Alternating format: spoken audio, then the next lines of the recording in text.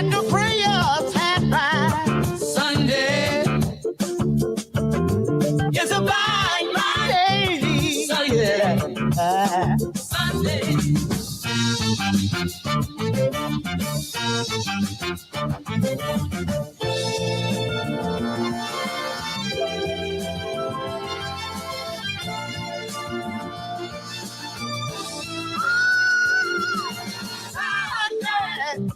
Sunday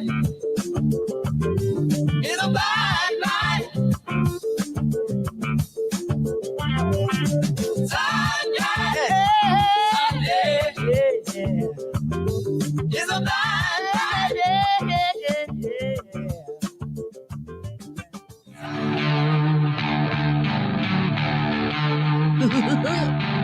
Good morning, gearheads. Welcome to the Blind Mike Project. Thank you for watching, and make sure you go to blindmike.net for all things Blind Mike. Today on the show, Bert Kreischer and Shaffir go at it. Tom Segura buys more watches. Kill Tony on Netflix. And Dave Smith on Joe Rogan. Also, a little Mark Normand. And now, your host, a man who never judges anyone by appearance, Blind Mike Geary. What was that laugh? Did you hear that? It sounded like Tom Myers, possibly, or the toilet character. I couldn't tell. Okay, well, interesting. Yeah, I couldn't tell what that was. Well, we're having a wacky week already on the Blind Mike Project. Hello, everybody. Craig is here. Hi. Half of you will rejoice, and half of you will be too furious to handle it. That's right.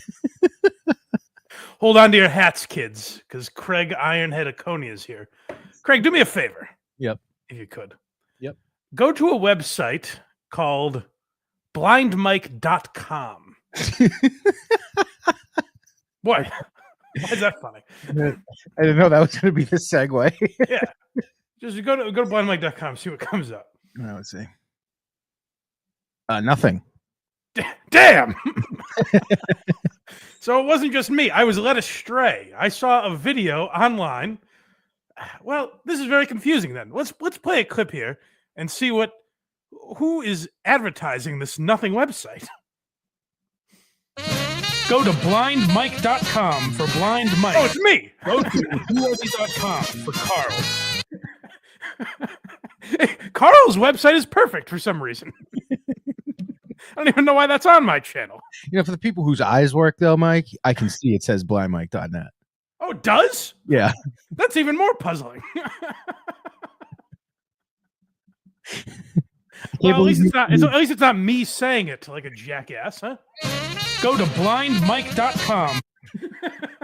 Whose voice is that? That would be you. Yeah. So, folks, if you've been led astray by our own videos, it is in fact blindmike.net. Not what I would have you believe, that it's blindmike.com. You know, it's funny. You sent me this video for a clip, and I was like, the fuck is this? And I'm like, it's a 7-minute video. He's telling me to go to the very end to clip it. What could this be? And this is just a quick lesson for Casey Day and all the fine people at HACKRIDE Studios. We're busting your balls. Don't send me a 40-page message about how I've disrespected you and we need to be a team going forward. I'm busting your chops. You said blindmike.com. I pointed it out. It's go to blindmike.com. Oh, wait, I said blindmike.com. I'm sorry. That's right. Let's get the facts straight. That's me saying it. It'd be great if you had me in to record that. And I was like, what are you advertising here? All right, fine. I'll say it. I'll say what's on the paper. Trust the process. That does, I will say, that sounds like a lot. Let me hear it again. Go to blindmike.com for that's the most it's ever sounded like me. Yeah. Because a lot of times with the AI, you can kind of hear it like, and it sounds more like I have like a British accent or something sometimes. Yeah. Or it's too much. It's like mimicking my cadence, but not exactly how it sounds. You know what I mean? How amazing would it be if HACKRIDE just jumped on the stream right now? He's like, "We got something for you," and he bought blindmike.com. He's He's perfected it to give out the wrong website. He actually bought the .com. It's just all HACKRIDE stuff. It goes to HACKRIDE Studios. He's like, that would be funny. That would be hilarious. And he's like, I use whatever logo I want here. Well, that I thought I didn't. It didn't dawn on me till you were typing, because I know for a while certain things of mine routed to or no, I'm thinking the other way around. If you typed in like MikeManansky.com, it would bring you to blindmike.net. That's right. I do need that. So then I was like, what's blindmike.com going to take you to? The main wire or something? goes nowhere. Yeah, it goes nowhere apparently. But no, where you can go is blindmike.net. Here on the Blind Mike Project, we tell you to trust your eyes, not your ears. So go to blindmike.net. That's where everything is. All of our links. And they say, have you heard about this? If you go to Apple or Spotify, they say, and I think it's urban legend, but they say if you go there the day the show is supposed to be up, every once in a while, you may find a new Why You Laughing episode. There are rumors of that. It typically doesn't happen. They say if you go there on a Thursday, once in a while, there might be a new episode. As HACKRIDE pointed out too, I had the Why You Laughing background up for a second. Damn it. We're really banging on all cylinders here, gang. I'm focused on content, you know? Yes. Yeah, he's focused on content. Our last segment, I asked Craig if he had it. He never heard the name before in his life. I was like, all right. You're like, uh-oh. I was like, well, that's the majority of today's show. Yeah, we do all the topics we've already listed we have in store for you. But if you're good boys and girls, we have a special treat. Carl, a couple weeks ago on Who Are These Socials, showed me the trailer for Joe Gatto's comedy special. And I thought, why would he let it out like this? Something must have happened in the editing process, or Carl is fucking with it to mess with me, maybe. I went and watched the trailer. I'm in stunned disbelief that he put it out this way. This special is the worst thing he's done to his viewing public in the last 15 years. So we'll get to that if everyone behaves themselves. So disappointing because he's very funny on that show. Well, it's not that he's not a funny guy. There's something that stood out to me that we'll display later in the program, but we'll get there. All right. Well, let's go to blindmike.com. No, they're lying to you. It's blindmike.net. That's where you can support this program. You can become a Patreon or YouTube member for as little as $5 a month. This week, Tuesday, we'll be watching the finale of The Baldwins. Oh, exciting. Don't watch it tonight like a loser, because as we have mentioned recently, it's impossible to watch without us. I don't say that about many things. Yeah. You actually need us to watch the Baldwins with you, because if you're just watching it by yourself, it's mind-numbingly boring. The storylines you miss. They've gotten past the trial, and they're just like, Alec likes to clean the house, and I don't mind if he doesn't clean. This is the big controversy in their life. Oh, yeah. Baby's crying again. Yeah, so you can, if you're a member, you get that kind of content. And you may get early access to something that we'll be announcing very soon. You did tease it that it was coming out today. Yeah, well, it isn't, because now we don't know the date. We got to figure out the date. Everything else is locked. Yeah. Keep your wallets ready, folks. Quincy live show, maybe in the works, but we don't know when. Probably July. Blame Carl. We literally had the date picked. And then I remembered he told me a date where he needed me to do something. So, not needed me, but whatever. You know what I'm saying. All right. Well, let's dive into this, shall we? Where do you think we should begin? You know, let's start with the strangest, because it's quick. I want to get past it. Let's start with Mr. Mark Norman, shall we? Yes, definitely. And so I was on the Tuesdays with Stories subreddit. I actually got this notification. They said, Mike, you're going to want to look at this. So I checked it out. Someone on Reddit pointed out that Mark has been mentioning something about his life constantly. Even though he's told us Tuesdays viewers, it's blatantly untrue. And to be clear, I know that there's a lot of drama videos online where it's like, look at what Mark Norman's been lying about. Let's get him. This is not that. I love Mark Norman. I love Tuesdays. I just find this to be very funny. So this is not one of those. There's actually, have you seen the guy? I think Gas Digital might have hired him, but he makes videos like that where he's like, why did Lewis and Zach really end the week of the podcasting brackets? And he makes this like conspiracy about why Lewis and Zach broke up. It's very funny. So this is not one of those. This is more, what is this? What are you doing, Mark? Let's first explain what I'm talking about. Let's play the clip from Tuesdays with Stories. I got a degree online. Oh. Yeah. Wait, where was LSU? I never got in. I thought you went to LSU. Nah, I just say that because I lived in Baton Rouge for years. I lived in a house with 5 guys and we played beer pong and fucked each other. I thought you said you went there for a minute. I tell people that it's like saying, I live in Boston, but you're Whitman. Uh-huh. But I guess I shouldn't say that because I didn't get in. Right. Oh, damn. All right. So it's like saying I fucked Miss Nebraska, but I never got in. So it seems like he kind of realizes there, like, oh, people are taking. It's not like saying you live in Boston if you're from Whitman, because Boston to anyone outside of Massachusetts is just the recognition point. You're like, I'm from the Boston area, and then people know what you're talking about. You don't have to say I attended LSU.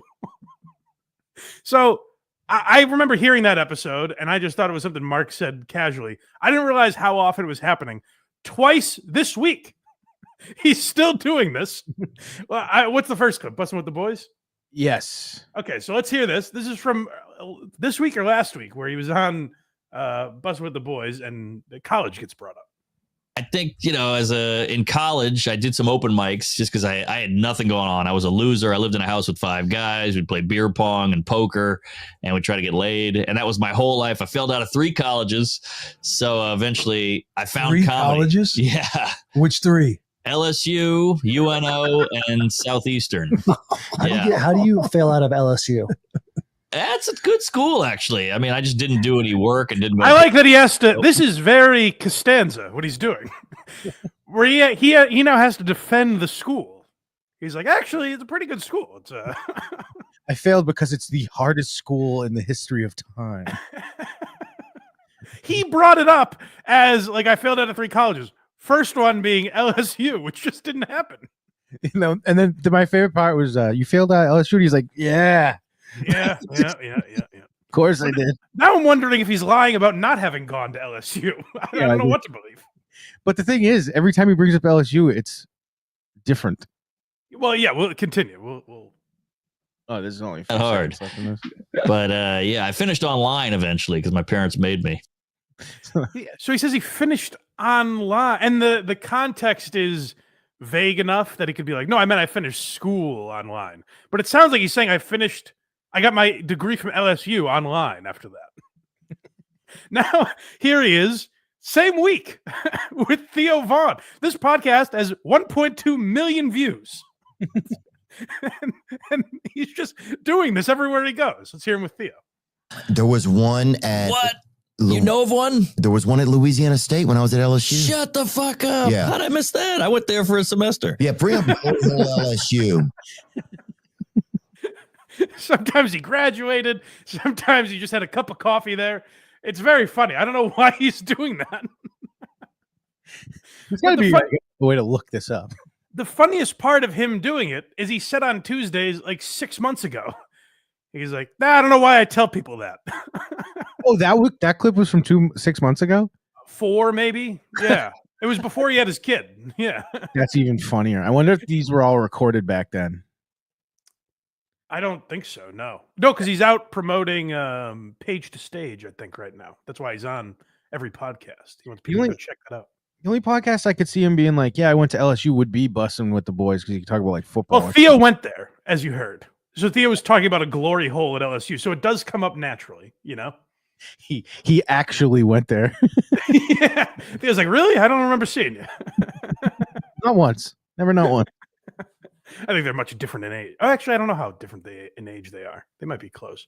But it's very funny. Again, I'm not trying to attack Mark Normand. I don't think it's that big a deal that anyone needs to dig into. I just thought it was a funny thing that he keeps doing. I hope he changes it on every podcast. Like, he's like, I taught at LSU for a couple of years or something. He's on pace for that. Yeah. So we'll see. Keep an eye on that, because I just thought it was a funny thing that the Tuesdays subreddit pointed out. So I wanted to bring it to you people. This is not a Renazizi situation. No, although it is in a way. It is. It's just a guy lying about something to have something to talk about, Yeah, but one's 9/11 and one's where you learned. Sure, Renazizi is much weirder, but in a way it isn't. That's a big thing. That it's a conversation starter. Going to LSU, who gives a shit? No one cares. Fair point. Why are you laughing? Norman versus Renazizi. Good job. Who's worse? That's a great video for that guy to do. That Gas Digital guy. Yeah. Should we go to Bert with Mark now? Oh yeah, might as well. That keeps in the same vein. Now this is a real liar. I don't know. I don't know why he does this stuff. Bert is calling out Ari. He seems to be very emotional about the things Ari is saying. Then Ari shows up on the podcast, and Bert happy as a clam to see his old buddy. It's very weird. So I feel like he's. We'll get to it, I guess, but like it's more his significant other has the issue, and he's just kind of stuck there. I don't know why anyone has an issue with this, but we'll talk about it. Let's hear him. I forget where we start on this. We might be drunk episode, and Bert certainly was. They start out sober, but boy, do they get tipsy as this goes on. Leanne got upset about something the other day. I can say it. What, her sex toy die? No. It's I guess Ari's been going around saying that the oh jeez, fucking Ari, dude, he never stops. This guy, you get the good side of him. Yeah, is that what we've been getting? What did he do? Well, pause real quick. Do I need to? Anyone watching this video, I'm sure knows, but in case you don't, Ari drugged Bert years ago on a podcast that never came out. He dosed him with Molly, and it's been a riff in their relationship ever since. And then Ari apologized to Leanne, Bert's wife. They had a tearful hug it out moment, I guess, and everything was good. And they've squashed it. So that's where we were. But since then, Ari has been doing this on a few podcasts. We haven't talked about it yet because I just thought it was a funny thing that Ari was doing. I don't think it's that big a deal, but it has affected the Kreischer house greatly, apparently. Saying it's staged was funny or drugging him was funny? I think saying it's staged is funny. That's hilarious. Like that he's just going on podcasts, and it seems like the guy is either they're playing along very well, but like one of the podcasts I heard, there may be like less established guys because they were like, "Oh, damn, you got me, bro." they acted as if Ari really got them, but it's so obvious. No, it was real the whole time, and now he's joking that it was fake. I think that's very funny, but not the Kreischers. We've all seen The Machine. Bert's acting's not that good. Yeah, he's not in on it. That the drugging was a scripted bit we did. What? I don't know. I don't know why he's doing it. It's like I don't really understand why he's doing it, but I don't really care. But I guess it got to Leanne, and it really upset her. It really upset her. But it's not true. So why does it upset her? Right. I go, baby, it's not true. She goes, I know, but why would he apologized and we were good. Why wouldn't he just leave that be? Yeah. I go, baby, he's a comedian. Everything's funny. He's looking for something to say on a podcast. I go, I don't know. And it's so funny because it was like a real weird learning moment for her. Right. She goes, I'm going to make a post. And I went, stop right there. No, don't post. I go, baby, if you post, that'll make Ari laugh hard as fuck. He wins. And he wins. And I go, your silence is golden. Like your silence is so precious. To never say a word about something is so precious. Do you know how many times I wanted to send?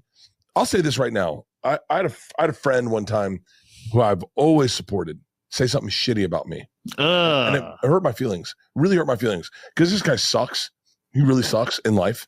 And I've always been a fan of his. And I've never said a shitty word. When everyone trashes him, I've never said a shitty word about him. Is this about Ari too? No. I would. And I texted Tom, and I said I was drunk. I was like, I'm gonna text him. Yeah. Or I'm gonna put a post out. Tom goes, man, your silence is so precious. Yeah. Don't say anything. And I never said anything. And now I just don't like the guy. Who was it? So Bert learned literally nothing from that sage advice from Tom. he's pontificating about this advice that he got, where he's like, Leanne, just say nothing, because otherwise Ari wins. And then he goes on a major podcast and is like, you believe what Ari's doing? He convinced Leanne not to say anything, and then he went on a massive platform to say something about it. And he did it. We didn't talk about it, but he did it on Two Bears a couple weeks ago as well, where he's like, I don't know why Ari's doing this, because it's funny. It's funny. And That's this a funny thing. This is why I do like Bert a lot of the time on podcasts, because he says the dumb shit out loud. He does.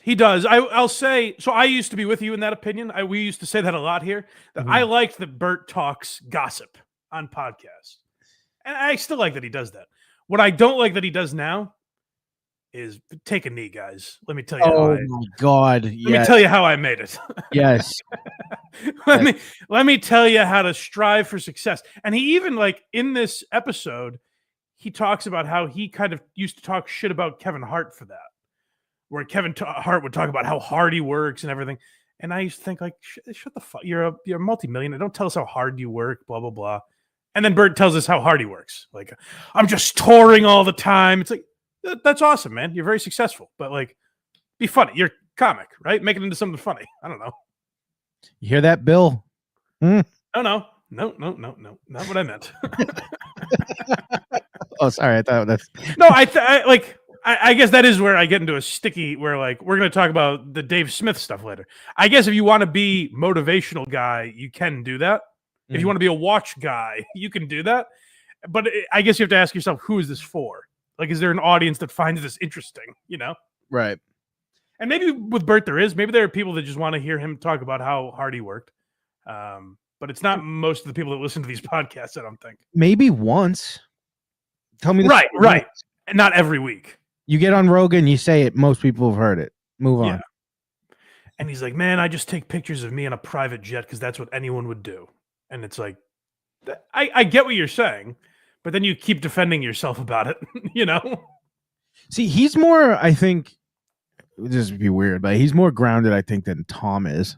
I agree. Yes, I definitely agree. Because I think he knows, at least in the moment, he's like, people might find if he does the segment we're about to do with Tom, yeah, where he's talking about his watches, Bert would laugh at himself and be, I sound so pretentious right now, all that shit. He would do that high pitched giggle and laugh about what a douchebag he seems like. Right. Yeah, so that was them talking about Ari. I don't understand why they're mad, and I think they continue with some of the Ari stuff. This is Sober October.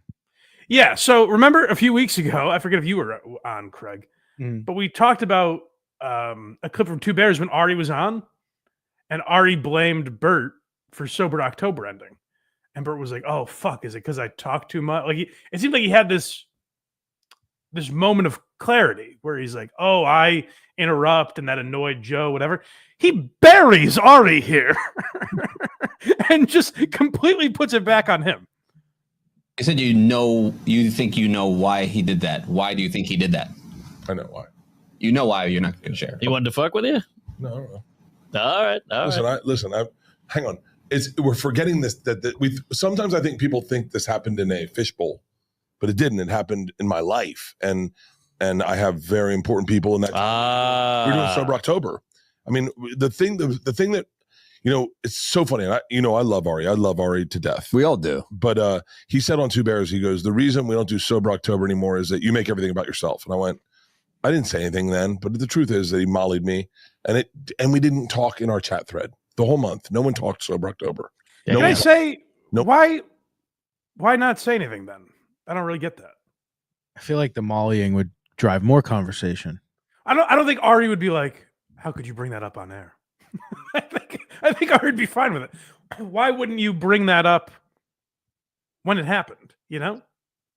I think Ari's probably more correct here. Oh, I 100% agree. That's what I'm saying. Like, why? I don't think Bert was really confident in that point. Well, he continues, but you guys tell me. Is this why Sober October ended? Obviously, none of us know. So, no one talked. Ari drugged all of them. It was crazy. It was because it was such a real event that the chat thread went silent for the whole month. And the funnest part of Sober October was the chat thread. Is the texting of like, what calories you at, bitch, and then I just taunt. That was fun for all of us. Own your shit. And and we go back and forth, and it was so fucking fun. Yeah. But that month we didn't do it, and then we never did Sober October again. And that's why Sober October died. Is that because of that? But in that moment, I definitely talked every day to fucking Joe and Tom about what I was going through. And Whitney, I talked to Whitney. I was in therapy at the time. It was so confusing because it was such a fucked up moment. But I also wanted to forgive him. I had to forgive him. I first of all, I agree. It was very wrong that Ari did that. That's sometimes I'm like, oh, it's kind of funny, but then I'm remembering they're real people. I'm like, no, that's terrible. I wouldn't want someone to do that to me. That was a very shitty thing Ari did. But the amount of mileage for someone that doesn't want to talk about this that Bert has gotten out of it, he talks about it on every podcast he's on. Yeah, I don't want to bring this up. I don't get why he's like, you know what? I was the bigger man and didn't bring it up in front of Ari on Two Bears. He brings it up on every show. I don't get this thing where talk it out if you have this much of a problem. And I think they've talked about it to death.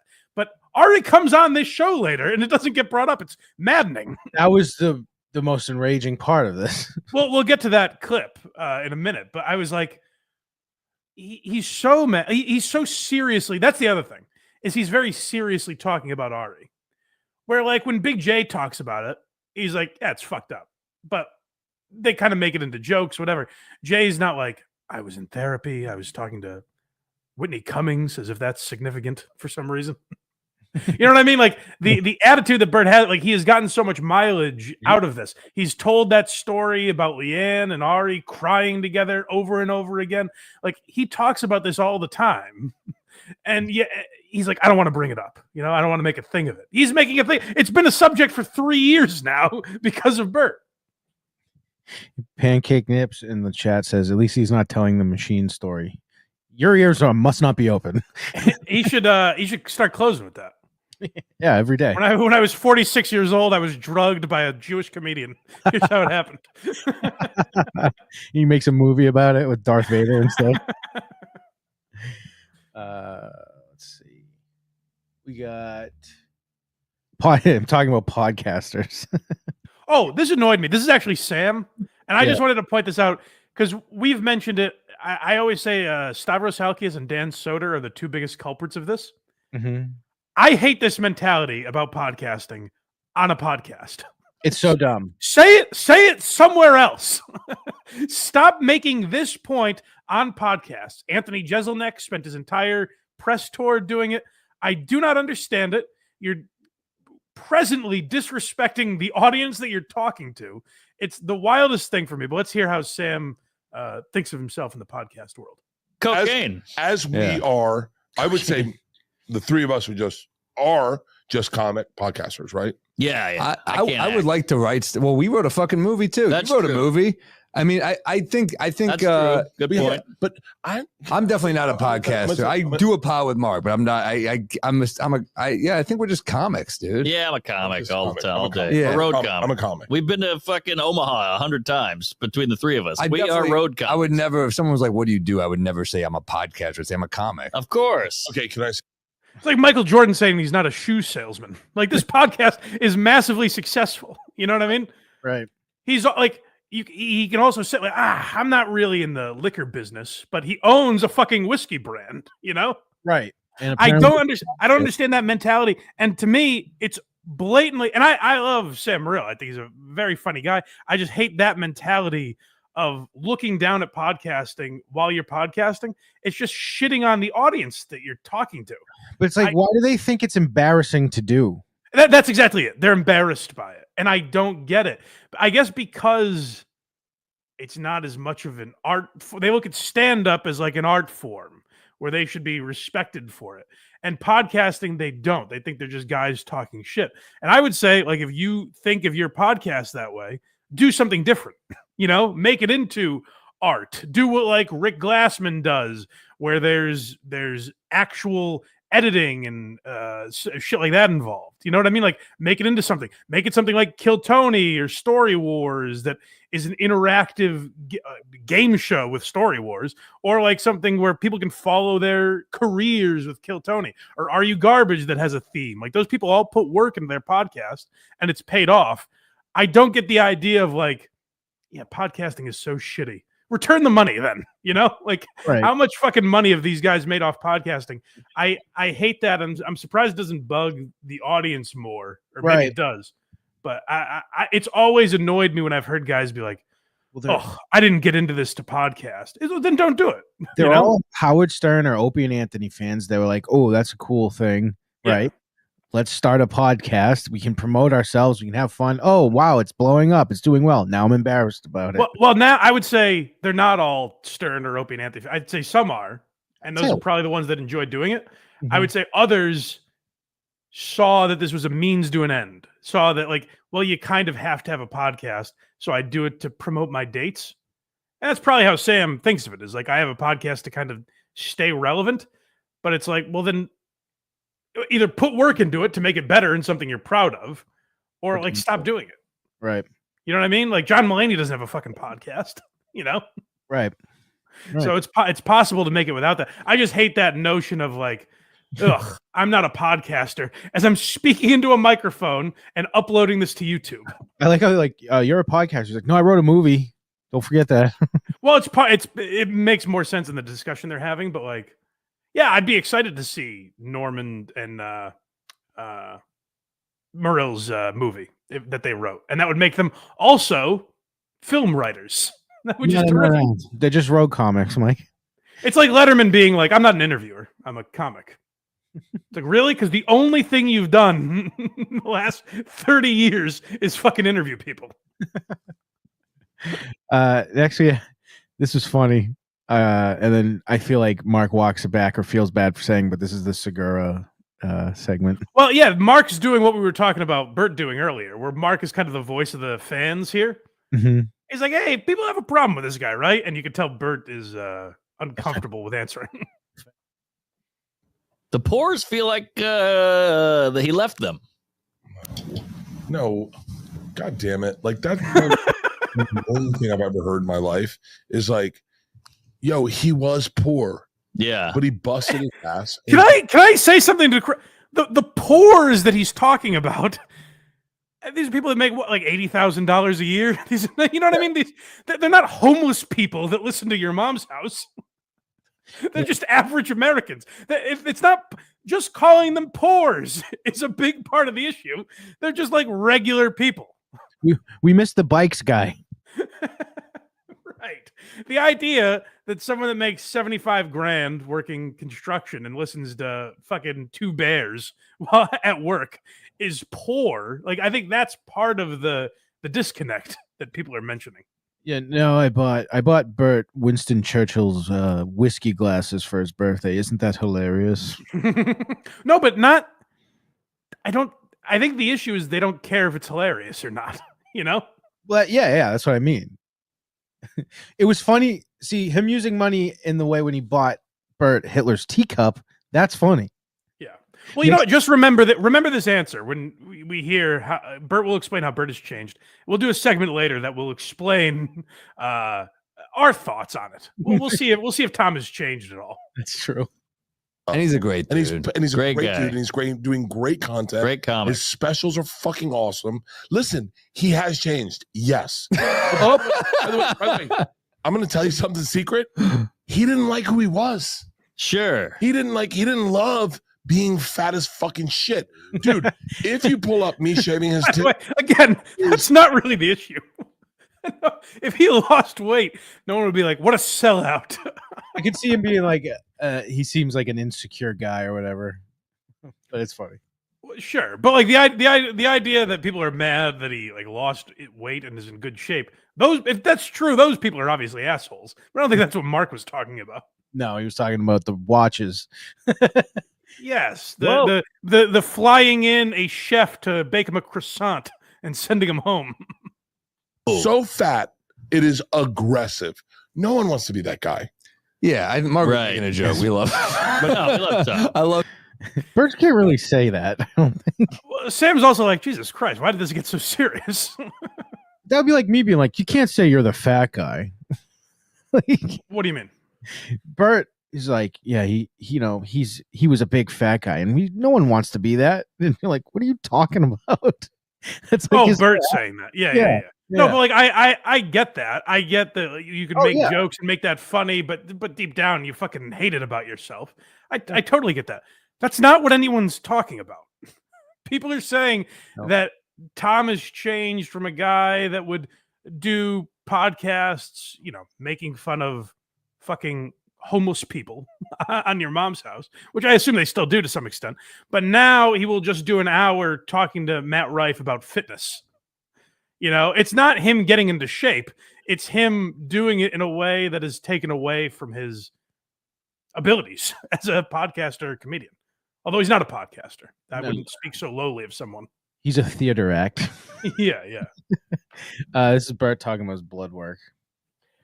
This is what we were talking about with Bert, where it's like, at least there's a real guy in there somewhere where he says maybe the most delusional thing that's ever been said. But because Sam laughs at him, Bert is able to go, not like the one saving grace of Bert is he doesn't go, why is that funny? Why do you think that's, you know what I mean? Like when he's called out for being a douchebag, he will play along with it. I get my blood work done every 6 months. You're good. My fucking shit's clean. Come on. Pete? Yeah. Last one. Denise said my liver's never been healthier. Is it the exercising, the water, the pills? So the way LeBron looks at his body, I look at my body, right? I've always said you guys have the same. Yeah, what the hell? LeBron has 5 drinks on a podcast. By the way, that's my favorite Sam laugh I've ever heard. I do all the shit he does, but I do it for my liver. So I get 2 IVs a week. Look at him still laughing. I don't know if this is the best podcast ever recorded or I'm hammered, but this is amazing. We've gone past drunk. Bert comparing his health to LeBron James is the best moment we've had. The way LeBron looks at his body, the greatest athlete to ever live. Your liver's the color of LeBron. I'll give you that. See, I think if they always did this, like if Tom and Bert were always in these rooms where it's like, what the fuck are you talking about? I don't think the podcast cringes of the world would be making the videos that they do about those guys. Right.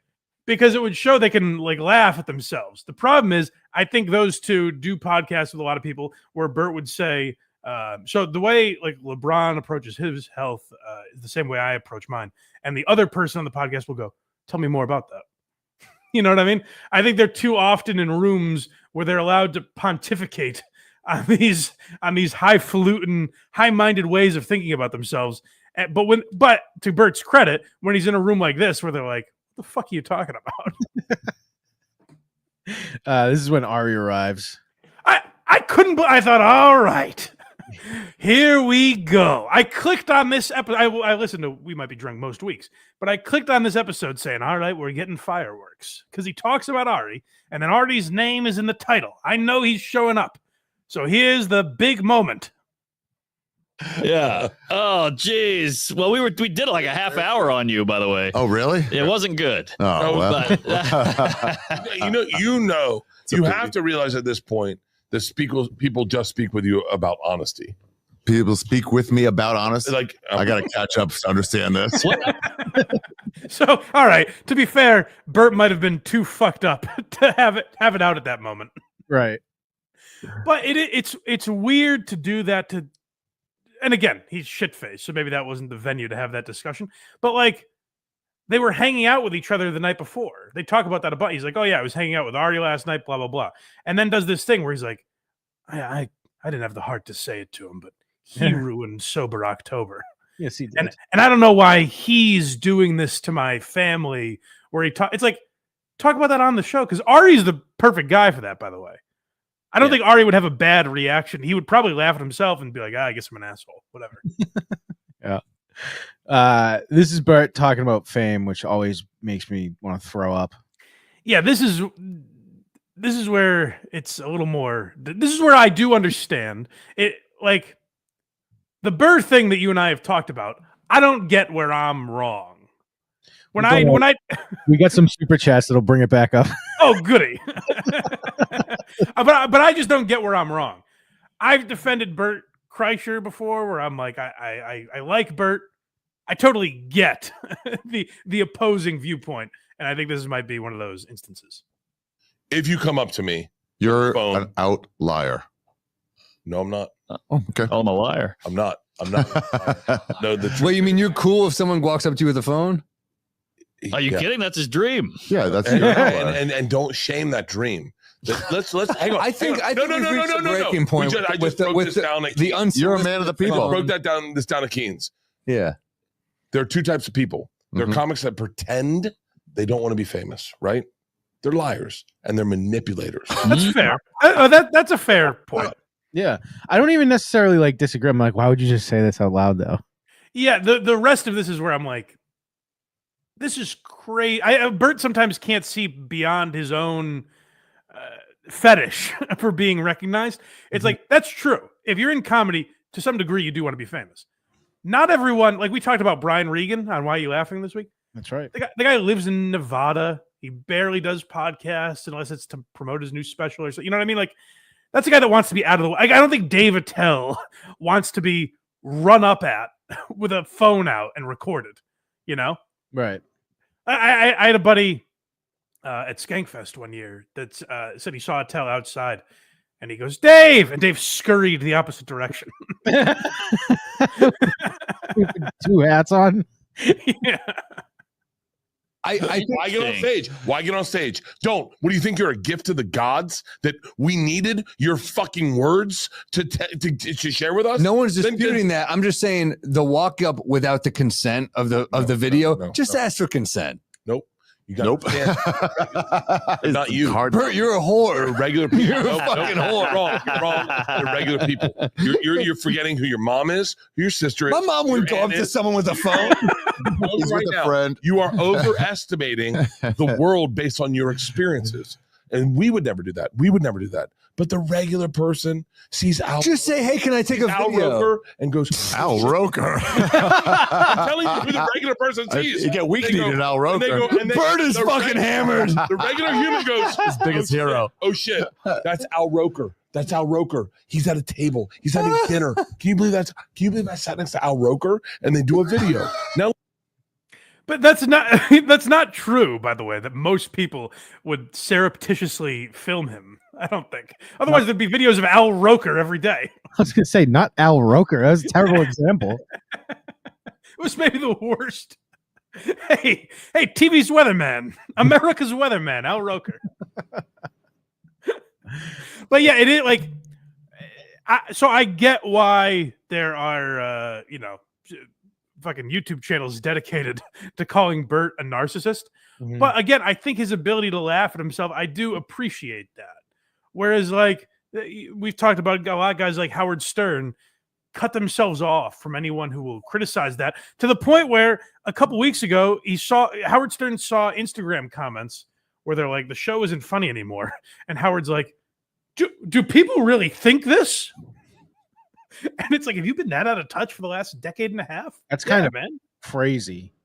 I've been thinking about that a lot. I'm like, that is wild. Yeah. So I do appreciate that Bert will interact with some of that stuff. I don't think he handles it the greatest, but I think he's a human being and he exposes his flaws. So I do appreciate him more than some other guys that maybe we're going to talk about in a little bit. We got 4 super chats here. Let's hear them. Cool Cut Casting, $5. Hey Mike, since Bill Burr admits he's just a paid jester, wouldn't you agree he should hush up about social politics since he lacks the balls or brains? No, I don't. We'll talk. Well, we could kind of tie that into, I think, the Dave Smith conversation. Yeah, and just one last thing on Bill Burr. I sure won't be the last thing. I just want to be like as clear because I think we're having a hard time being clear. Go ahead. I think he hasn't changed his beliefs. Right.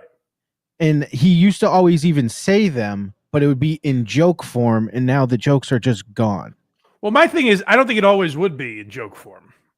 Like if you listen to him on podcasts, it wasn't always littered with hilarious punchlines. Well, if he went on, it was just him talking. If he went on a late night show, it would be. No, that's not really true. If you go back and watch his old like Conan appearances, they'd be funny, but they're not jokes. But he'd be in a funny way. It's him ranting. Yeah, he'd be. But now it's just this guy's a Nazi. Hilarious, Bill. Yeah. I don't care what he says. I care how he says it. What I'm saying is when I hear the rants, I hear them the same. They're the same to me. You just happen to disagree with his point now. Yeah.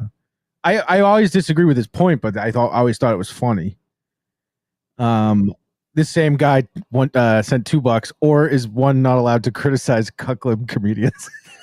That's true. That's a good point. Sugary Coyote, $5. Thank you, Kreigers, for keeping this rabid communist progressive in check. Oh, that's what they're all about? Jesus. Nope, we got one last one. Okay, all right. Section 8 smoke detector, $2. Chirp. Okay, that's a fun bit. That's a fun one. That's it for now. Should we now we've teased it. Should we talk about Tom Segura? Absolutely, we should. Tom's back at the watch store. I feel like I'm describing a Garfield type cartoon where Tom's at the watch store again, and you won't believe the antics he gets into this time. It's actually, hold on, I'll wait until we get to it. But one of these videos, I'm like, why would you be doing this? Yeah, it's just a completely humorless. This is what Craig is accusing Bill Burr of, but there's value even if you disagree. There's value in what Bill Burr is doing because you can be like, I don't agree with this point. I don't know who this is for. Just a video of Tom Segura looking at watches and seemingly complaining about them. He's never quite satisfied with his watches. Yeah, and even with the Bill Burr thing, I'm not saying that's not for anyone. I just that's for someone out there. It's for someone. And it used to, like, his point I never agreed with, but he would always make me laugh in the process, and now it's just too stone face. Well, buckle up for some laughs because Tom's looking at timepieces.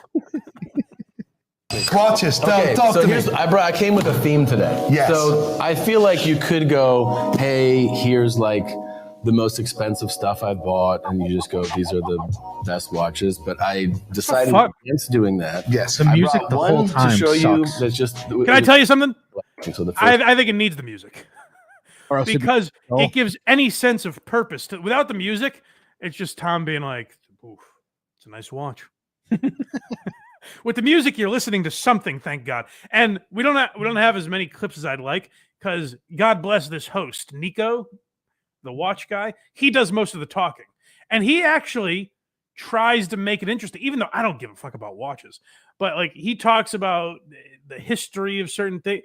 He's trying to make it entertaining. Where Tom is just like, I don't like blue. See, this is a perfect.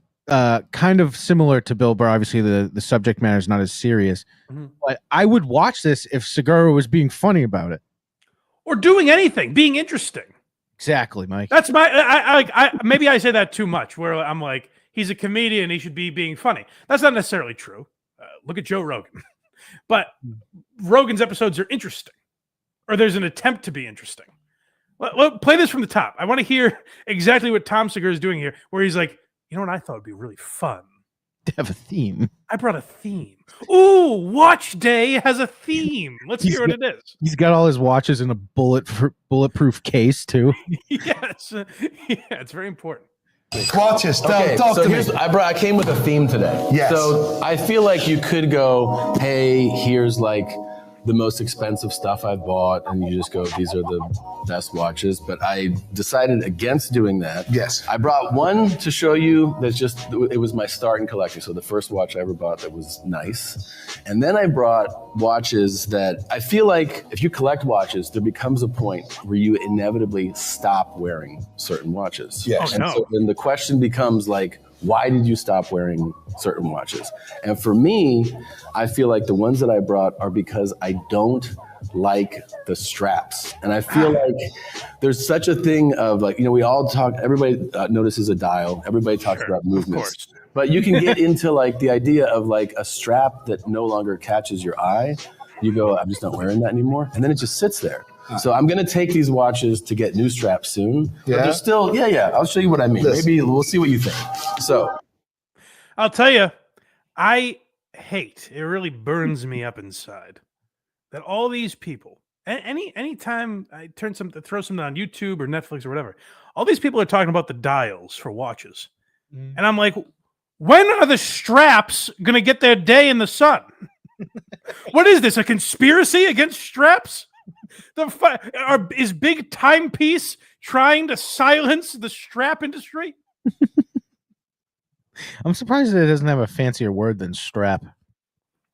It's funny to me. That's a good point, because you have timepiece is so highfalutin that you'd think strap would sort of denigrate the entire process. That's what I mean. But like, I refuse to believe that if Tom watched early, even being a watch guy, if someone came into your mom's house one day and said, "Hey, we got to watch comedian X, your friend, whoever, pick a name, one of your buddies, he's at the watch store and he's making content."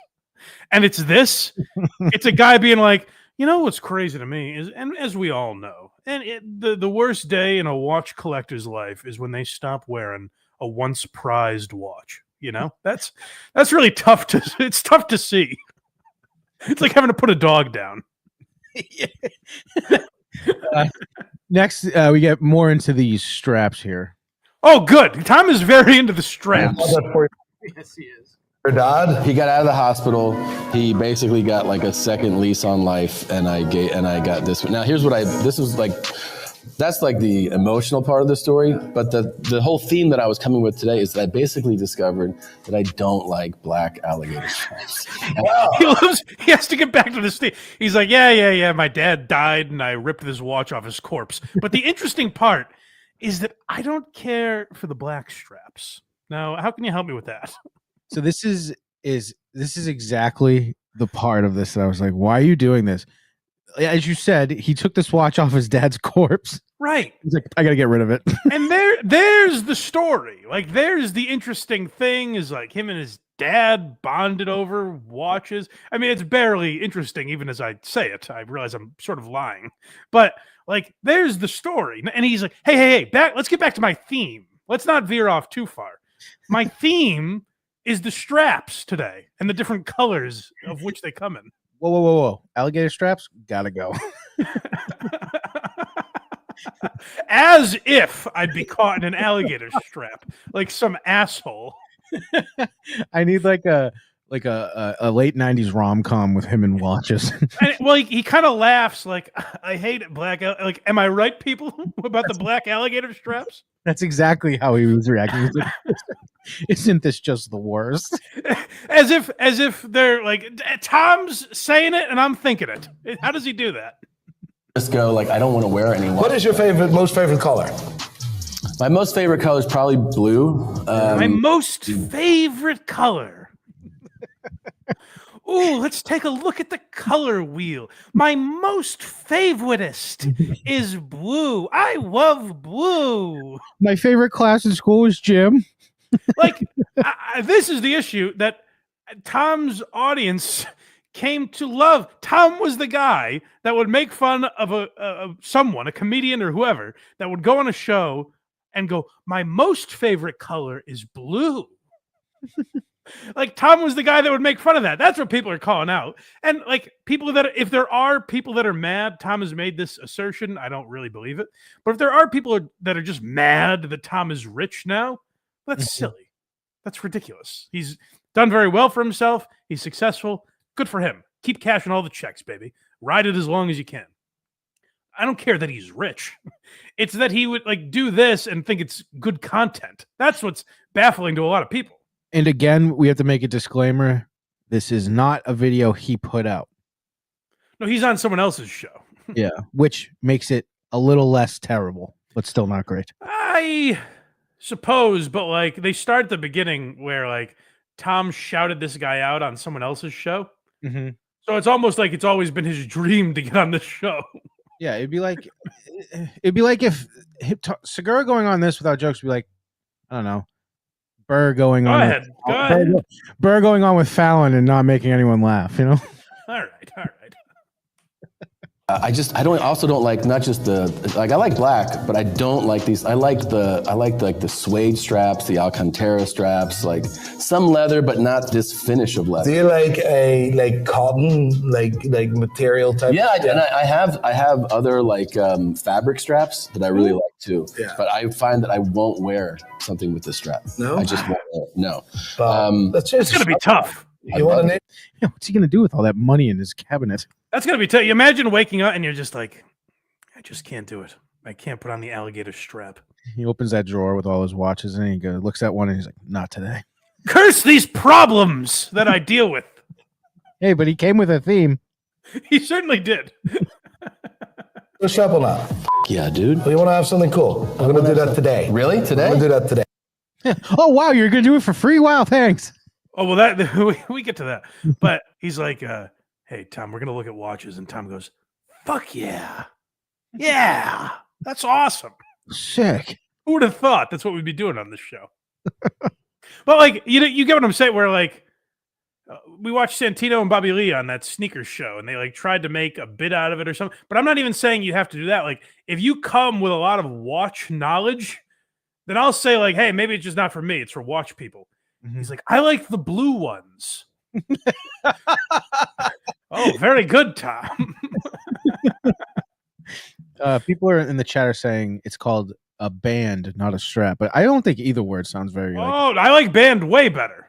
Yeah, these two fucking street monsters calling them straps. Well, that must be what's so fetch right now is straps. Maybe he's relating to the common man by calling them straps. Yeah, exactly. Next we have his first love. Well, this is good. We get to hear about his early reign in watches. This was a celebration of a tour being completed. And again, I think it's cool. I don't like the strap. No? Well, we'll change that as well. Damn it! We're really into watches. We'll change This man is plagued by this curse. You know this thing that has all the sentimental value that was my dead dad's watch? Please switch the whole thing. But it's also like, so the three of the watches he brought, it's like, I mean, these are really sentimental and have an interesting story behind them. This was on my dad's wrist as he passed away. This I bought for myself when my first son was born. And this one I got when I finished my tour. So just on a day where you didn't have as much work to do as previous days. You know, I saw my dad dying. I thought to myself, man, he looks terrible. This is exactly like when I'm in Toledo and I think I get to go home after this. I mean, I can remember just, I think being a kid and being like, oh, that's like the idea of like, the guy looks like a proper gentleman, right? Like it looks cool. Oh, like God. something This about is a it. gentleman's watch. Like a gentleman's watch. And I think He's looking at Mr. Peanut. That is the most unfunny, disgusting thing I've ever heard. Oh, this guy looks like a gentleman. That's a proper gentleman. That's what I aspire to. And what I did to achieve that goal was talk about being fat and how much I like croissants on stage. No wonder why they bombed at the Brady roast. Yeah. I wanted to be a proper gentleman so badly that I talked about how I wipe my cum on the hotel room curtains. And it popped on Netflix. It's funny because, you know, everybody, whether you're like not impressed or whatever about Rolex, it still is like your introduction to the watch world. Always. And I remember seeing people when I was like a 8th grader, 9th grader with the sub, like the classic sub, and just being like, oh, I thought that watch was just like stunning. You know, I was like, oh, I want to get one of those. It really was. I was drawn to it at that. The black and oyster. The bezel, unbelievable. Unbelievable. And so that, I don't know. I think that was like lust. I just was like, I want that. He called it lust. He was lusting after this watch. Tom. And I like the idea. He's like, listen, We can all stare down our nose at Rolex, but it's what gets you into a watch game. Like, as if we're all like, Rolex is dog shit, right, Tom? And he's like, hey, enough of that. I won't let them be besmirched. JB50, $10. The strap is literally the easiest part to change on a watch. It takes 2 minutes. Well, good, because he's doing it. He's throwing these straps in the trash. He's doing it for him. No, don't worry. We'll do it for you. I hate my straps. I wish they could all be blue. My favorite color. I want to look like a gentleman. He's a 50-year-old man with a favorite color. 45. I think he's younger than that. But. I want to look like James Bond. Next, we have Journey. Oh, well, you guys, guys at home, think of your watch journey and see how that compares to Tom's. Here's the thing. I've found that I've sought after certain pieces. And it's like, what you remember. Yeah, listen to how he's talking. Unbelievable. This is crazy. How come he's not resonating with the common man? I don't fucking know. These pieces have been sought after for some time. Journey to getting, and you're like, I got it. But what sticks with you more is an event. Something happening, and you go and you get the piece. Then, like, I know this was the tour. I just knew, I know it. Like, I look at it, I go, oh yeah, that's when I ended that tour. I know this is Ellis being born. I know this is my dad. My dad. Where is it? Here, my dad. Like, okay. Oh, I didn't even catch this when I cut it. He's like, look, I can just look at the watch and know when it's from. And he's like, where the fuck is this? Damn it! Which one is it? Which one did the old bastard croaking? He pointed to the wrong one first. Know those. This I actually know. This was I ended up getting into Pateks a while ago, but this was the first one I got. Excuse me, that's the first one they allowed me to get. I don't get that. Well, that was a shot at the watch business. You know, it's a little too snobby for Tom. They allowed him. They only allow certain people to wear their watches. And look, like Seinfeld, when Seinfeld talks about cars, that's not an appeal to the common man. But it's something that the common man might find interesting, you know? And then he sprinkles in to ask fucking Eddie Murphy about getting recognized in the 80s, you know? It's almost an interesting and sometimes funny watch. Right, exactly. And here's the thing. I'm not totally like, oh, if you talk about watches, you're an asshole. Because this guy, Nico, was trying to make it as interesting as possible. And Tom was like, let's pull back for a second. I got to change the strap on this fucker. Because if you think I'm going to be caught dead in black alligator, you got another thing coming, my friend. Nico, let's talk primary colors. Your thoughts? Yeah, that should be the show. Tom spins the color wheel every day, and he has to be caught dead in that color watch strap. Ooh. Red, I won't do it. I just won't leave the house. Yeah, so that's what Tommy's been up to. A shout out to whoever sent me that. I apologize, sir. I forget. Oh, Chad's missing upper lip, I believe, sent that to me and said he's at it again. The maestro is at it again. That's hilarious. Yeah. Where to now, sir? Trying to think of what we have left. You want to talk real quick about Kill Tony on Netflix? We have that and Rogan, and then the other one. Yes. Real briefly, we'll talk about Kill Tony. I thought they did a very good job. You haven't watched it yet, you said. Not yet, no. I thought they did a very good job at basically keeping it the same show it's always been. So it was Joe Rogan and Elon Musk were the guests. And let's hear a little of Elon Musk on the program. I present to you tonight's guests, Joe Rogan and Elon Musk. Oh my God. So cool. So cool. Netflix. So cool. So excited. Really. Comedy's back, you know? They're trying to make it illegal. So uncool. I'm like really uncomfortable with my own skin, so like, I'm going to a lot. I apologize. And SNL has Mike Myers playing this guy. I know. What's wrong with these people? Kyle Dunnigan, I thought when I saw him come out like this, I was like, oh fuck, Kyle Dunnigan just is about to steal the show. And it wasn't really that, which we'll talk about, but let's hear a little more of his Elon.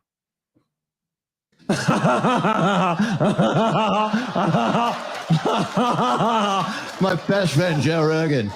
He thinks I'm so funny though. Really, you watch the show.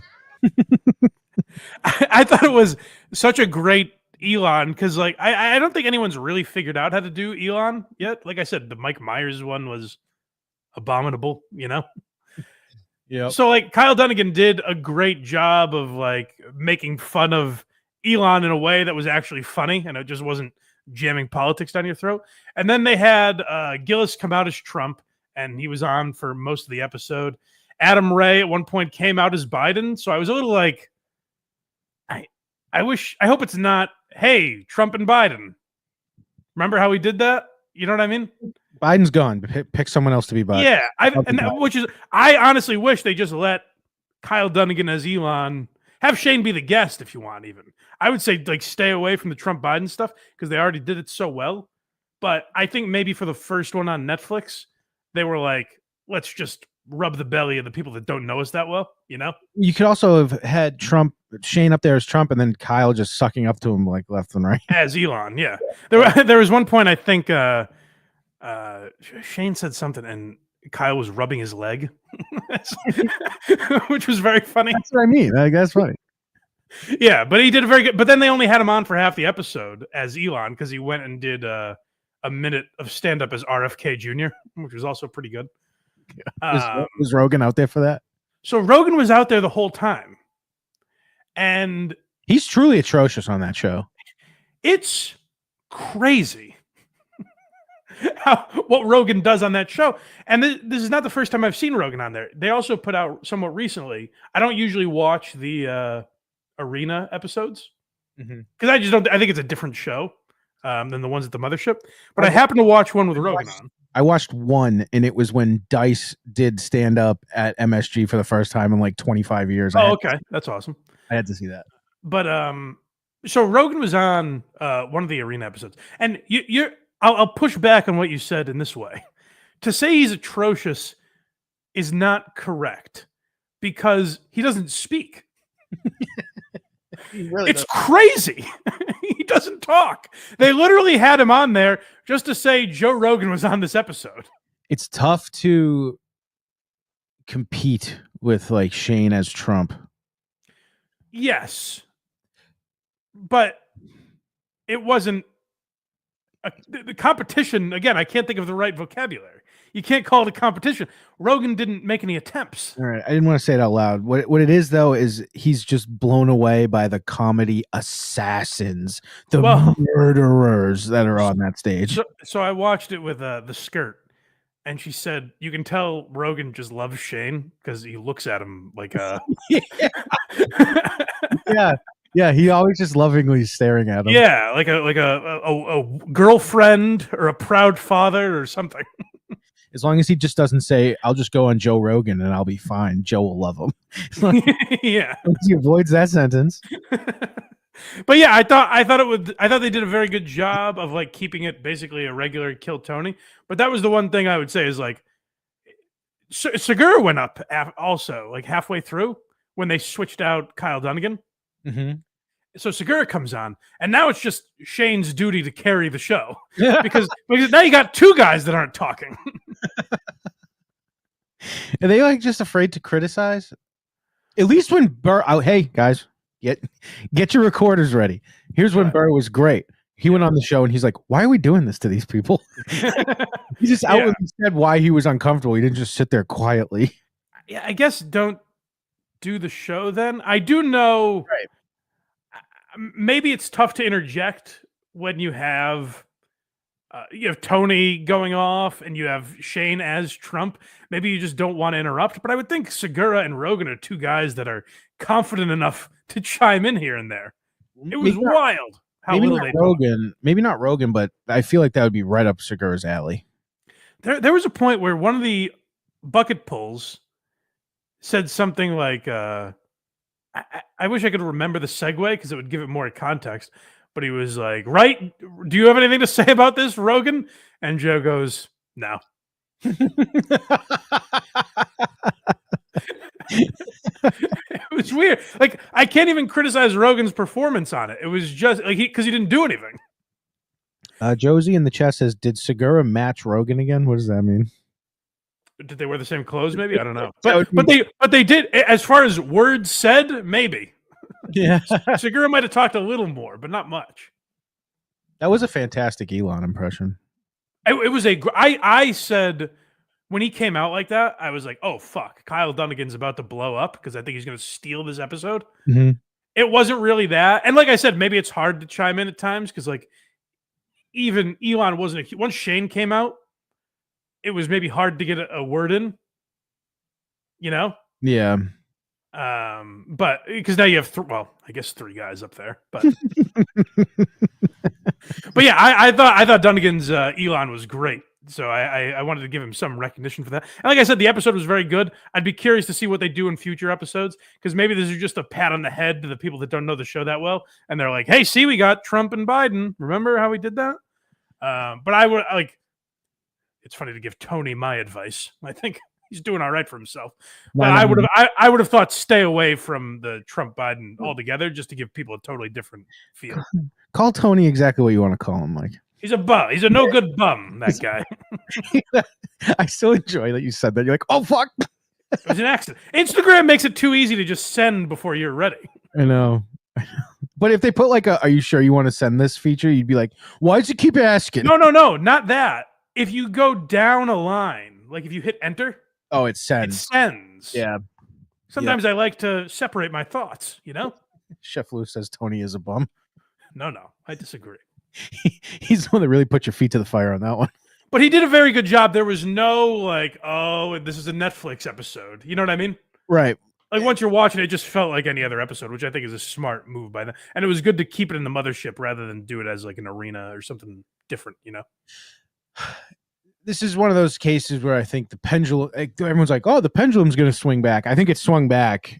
We're back, baby. We're good. Back. I mean, Joe Rogan's out there saying retard coming back is one of the most cultural victories of all time. Oh, yes, he sure did. He got in trouble, I guess. Oh, he did?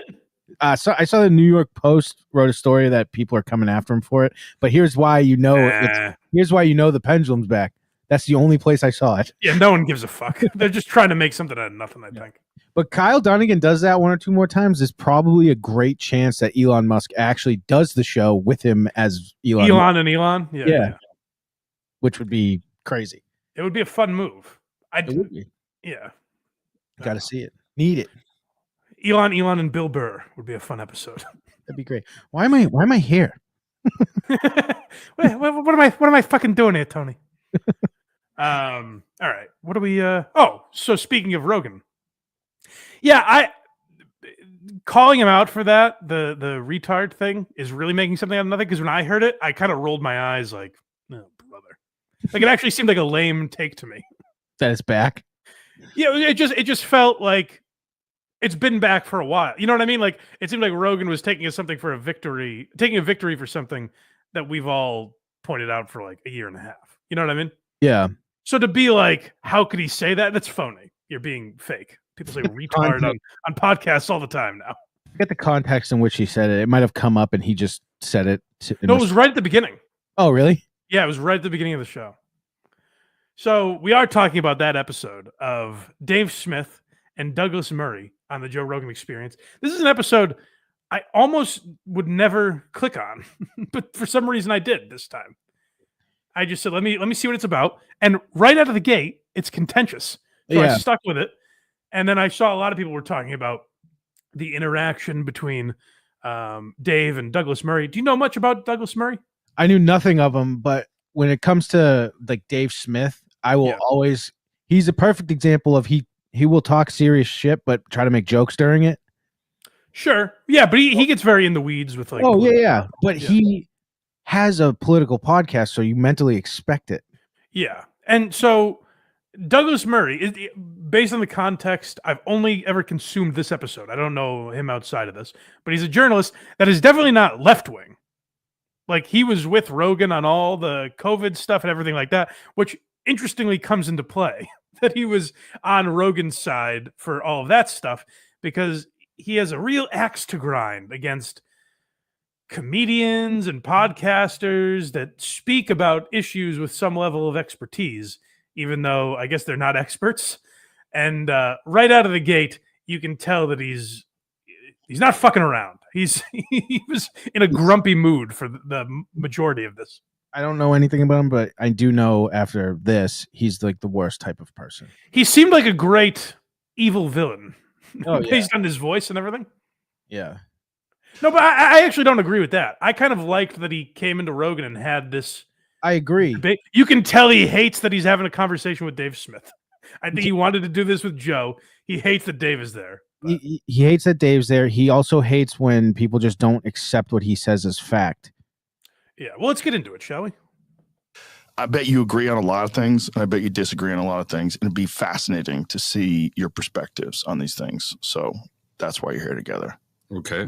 And Well, Douglas- can I ask you something? Yes, sir. Since the war in Israel began, and since the war in Ukraine began, you've had quite a lot of people who are very against both in different ways. Yes. Do you think you've had enough people on who are supportive of either war? I don't know that word enough, if that's a good word. Let's say enough people who are on the side of Israel instead of wild critics of Israel. Well, I've had a few. I mean, I believe God Sad is on the side of Israel. For sure. Jordan is on the side of Israel. You had Mike Baker, Coleman yeah. Hughes. Yeah. Coleman did it for like 20 minutes. So it wasn't why he was here. No, I mean, none of them. And none of them is why they're here. You know, it's a good question. Do you think you've tilted one way? Me personally? No. Just with the guests you've had. The guests, yeah, probably more tilted towards the idea that perhaps the way they've done it is barbaric. Mm-hmm. But why do you think that is? Just out of interest. I'm just interested in your selection of guests because you're like the world's number one. This guy has great. You can tell how irked he is by this, how annoyed he is by his. He has great mms. Oh my god, I would hate talking to this guy. So here's what I thought was interesting, and the reason I stuck with it as long as I did. I clicked on it, and this is right out of the gate. This is basically the first thing you hear, and I thought he was coming on to call out Rogan for saying like, "Hey, you used to have a bunch of interesting people on, and since you had Trump in, it feels like you're completely skewing to one side, and you're not having the diversity of thought that you used to have." I thought that's what this was, and it wasn't that really. Which again, I would side with Joe in that argument, but I think it's a more interesting discussion. But Douglas, that's not what Douglas is angry about. Apparently, I don't think he knows what he's angry about either.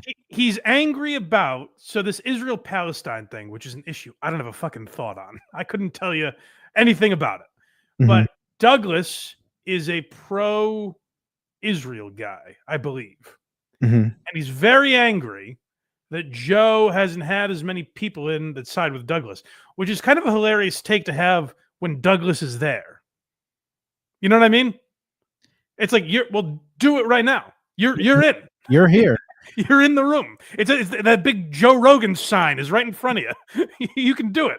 Tell Jamie to pull something up. You're in the room. When you know a group of people hang glide into a concert and just start mowing people down with guns, I tend to side the opposite way. But to be like, Israel's doing everything above board is just not true. See, I don't even know what that means, so I don't have a dog in the fight. For example, a Hamas leader ran into a hospital and Israel blew up the hospital to kill him. Terrific. Well, what I found interesting about it was that he starts going off on Rogan for having guys like Dave Smith on, which really doesn't make any sense. But let's hear him out here.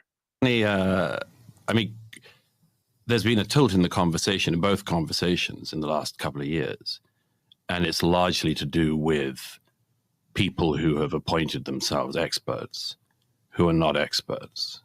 You mean like Ian? I don't think he appoints himself an expert in anything. Who's that other dude who thinks he's an expert on Churchill? Daryl Cooper does not think he's an expert. In fact, I think it's everybody else is always calling him an expert, and he's like, I'm just a history. Have you ever absorbed any of his material? Have you ever consumed any of his podcasts or anything like that? I tried. Yeah? It's pretty hard to listen to somebody who says, I don't know what I'm talking about, but now I'm going to talk. Or I don't know about this. So then shut or it I'm not off. capable of debating as historian, but I'm going to just tell you what I think. Yeah, but that's not I think that's a exactly little that's bit not out of exactly what context. Daryl was saying. I mean, Daryl's point of view, however you feel about this, what Daryl is saying is he doesn't really like doing debates. He likes to do long format stuff where he can really explain his position. If you throw a lot of shit out there, there's some point at which I'm just raising questions is not a valid thing. Mm-hmm. Yeah, so there's this weird thing he has where he's like, who's this guy? I don't know. Again, I don't know anything about Daryl Cooper. I don't even know. I didn't know his name before this exchange. He's like, these guys that claim that they're experts. And then Rogan and Dave will be like, well, he doesn't claim he's an expert. He says just the opposite. And they keep getting in this circle where Douglas will be like, well, that's the problem. And they're like, what is? And he's like, that they're acting like experts, but they're not experts. And it's like, I don't really get what the issue is. So at the core of it, it's this guy who defended Joe Rogan for saying, hey, I use ivermectin when the media started.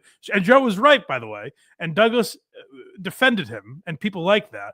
And now he's saying, Joe, you allow these people on podcasts that aren't actual experts to talk about things. Why are you doing that? Right. I don't understand his argument, but I like more when he gets snippy with Dave, which we'll get into. Yeah, here we go. Do you think Daryl's doing that? I think there's a whole bunch of guys doing that. I think Dave is doing that, very obviously. Dave's a comedian, but he's now mainly talking about Israel. No, I don't know if I'm mainly talking about Israel. That's but all I see you have on the internet opinions. doing. Yeah, but that's you. Well, that might be what you've seen. It's but just I don't you think that's. consuming But clips. that is also your shtick now, isn't it? Well, what do you mean by What a that's my fucking shtick? You're cocksucker. not a geopolitics guy in general, are you? I gotta defend Dave here. Yes. I have been listening to Dave. I don't listen to Part of the Problem all the time, but an episode here and there since 2015. Yeah. He was talking about Yemen when it was dreadfully boring. I find it dreadfully boring now. But Yes. my point is, like, before it was cool, Dave was talking about all this stuff. So Dave has been called boring for a decade. So the idea, he's trying to paint Dave in this light of like, he's acting like Dave is Milo Yiannopoulos. You know what I mean? Like just someone that's riding a train because it's counterculture or something. Yeah. Whereas like Dave has these real serious beliefs that he talks about all the time. And for a long time, there was seemingly no audience for it. And basically all I can tell from this Douglas Murray guy is he's a Cheney-like war hawk that just loves it. It's a big thing where Dave keeps saying like, well, we've been at war for 25 years, like these unjust war. And he goes, we aren't at war. Are we at war right now? And Dave's like, okay, fine. America, I guess. Sorry. Yeah, that was the classic, like, you're a Patriots fan. You're like, we won the Super Bowl. And they're like, oh, did we? Yeah, but he's nitpicking like that. Yeah. And then Douglas would say we or they or whatever. And Dave was like, well, what are we doing here, Douglas? What is this? Like, Dave will do like a once a year podcast with Rogan too, going over politics. Mm-hmm. And it's it's a good listen. It can be funny when Dave he was just on like a week ago. Yeah. And that's probably why this guy's fucking. Does he know what Legion of Skanks is? Go listen to that once. Well, that's the other thing. I personally believe that that's where this comes from, is that he's very annoyed that he has to have this serious debate with one of the Legion of Skanks. You know what I mean? I think that there are people that see themselves as above that. And I would say to journalists, it's your fault. You know what I mean? Like, if you guys were more trustworthy, like if the media did their job, then we wouldn't have to turn to these alternative sources. If like all the content was already out there that is interesting and talking about the topics that satiate people, that people are interested in, we wouldn't have to be like, well, what does this libertarian comedian have to say? You know what I mean? It never would have become a thing, but there was a gaping hole that allowed guys like Dave to come in and fill it, or Jimmy Dore, or any of those people. Yeah, and people in the chat are saying like, who remembers when comedy podcasts would be occasionally amusing? Rogan's never been strictly a comedy podcast. Rogan's never been funny, right? Like this on podcast. I will agree with that comment most of the time, but not in this case. Yeah, well, so like Tim Dillon's a different thing, where he talks about these subjects, but they're almost always hilarious. Almost always. Like if he has a guest on, maybe it gets a little more serious. Mm-hmm.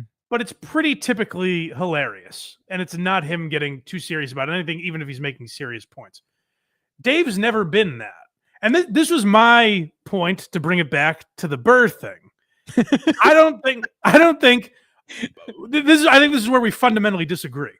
Mm-hmm. I look at those journalists that were questioning Bill, trying to get a headline out of him.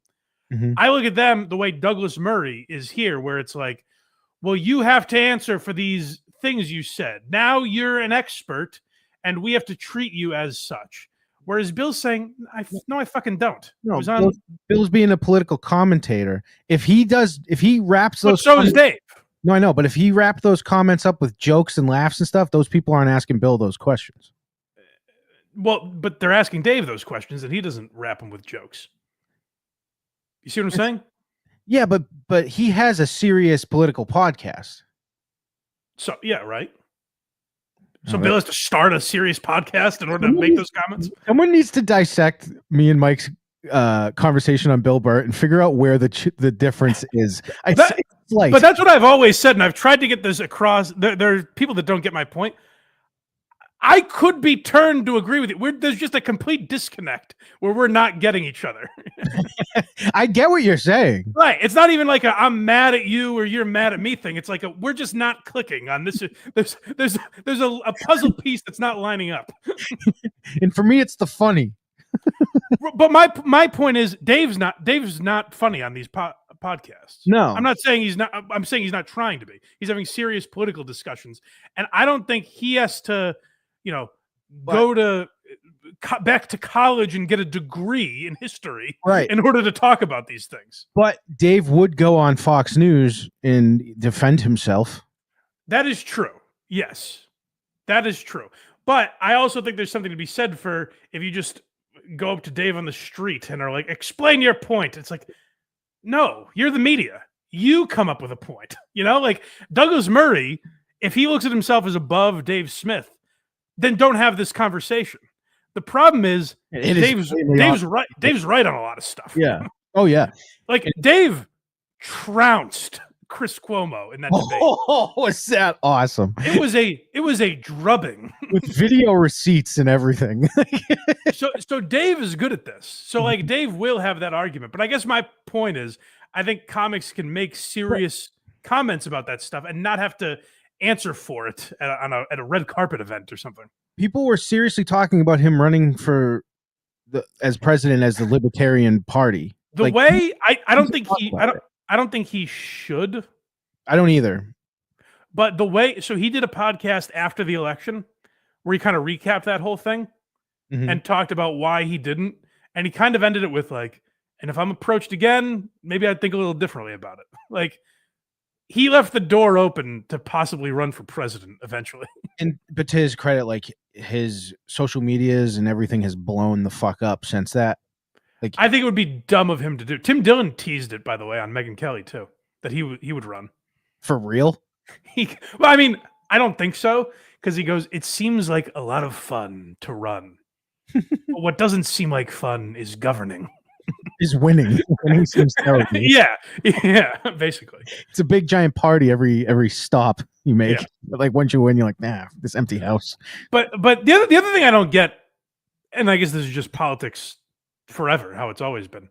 I don't get like how there will be people that hear the disagreement we've had about Burr and angrily take one of our sides and be like, Mike's a fucking pussy or Craig's a racist or whatever. Yeah, and one of those is right. Yes. But I don't get like we're just disagreeing because like we're not totally understanding each other. Or the perfect words haven't been said to get the other one to others, but it's not like an angry. I don't get the people that have angry disagreements, and it kind of seems like that's what Douglas Murray is having. Like he's coming into this with such a cunty attitude toward Dave, and I don't know why when Dave's able to out debate him here. Yeah, know exactly what you're asking. I'm saying you've decided, being a comedian, you've decided now to become somebody who talks about Israel. I think you're incorrect. He's I don't just think it's a decided. decision. I just think you have long form conversations, multiple of them. It's a huge event that's in the news, so it comes up. I don't think it's a thing. I think if you're on the outside, you'd say, oh, look, they're trying to get attention by talking about this very polarizing issue publicly. That's but not. you do get attention from that.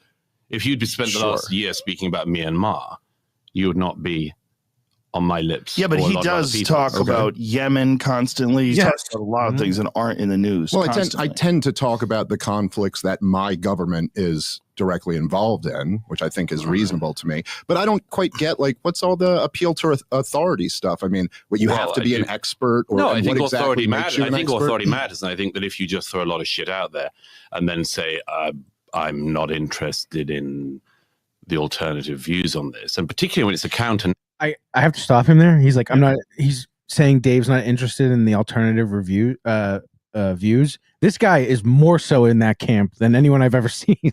Right. He doesn't listen to anything Dave says. When Dave makes a point, this guy's like rolling his eyes and he's all pissy with him. Huffing. Dave has debates with these people. Yeah. Narrative that is wildly off. And when you get people, look, I just feel we should get it out straight away. I feel you've opened the door to quite a lot of people who've now got a big platform who have been throwing out counter-historical stuff of a very dangerous kind. So it's so crazy to me. This really is the trust the science stuff all over again. And Douglas Murray was a guy that backed Rogan with all the COVID stuff. and yet now he's saying, like, it's dangerous to have guests like Dave Smith on. I think that's such a wild take, particularly for someone that had his point of view on another subject that's so similar. But it's always been crazy to me, this idea that to take Joe Rogan seriously, and I don't mean you should take him as a joke because he's a comedian. Take him seriously if you want. But the people that blindly, if Rogan says, hey, I do testosterone and it's worked, and if you just blindly get on testosterone because Joe Rogan said it without consulting your doctor, you're a fucking idiot. Right. But what it can do, what I don't think you're an idiot for, is going, hey, I hear Joe Rogan talk about this testosterone stuff all the time. Let me talk to my doctor about whether or not it would be beneficial for me. I don't think that's crazy.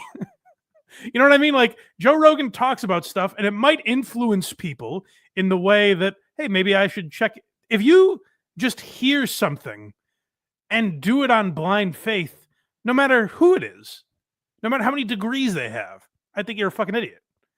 Maybe look into it yourself, consult, get second opinions, whatever. But if, like, Rogan sparks something in someone where it's like, hey, maybe I'll check that out.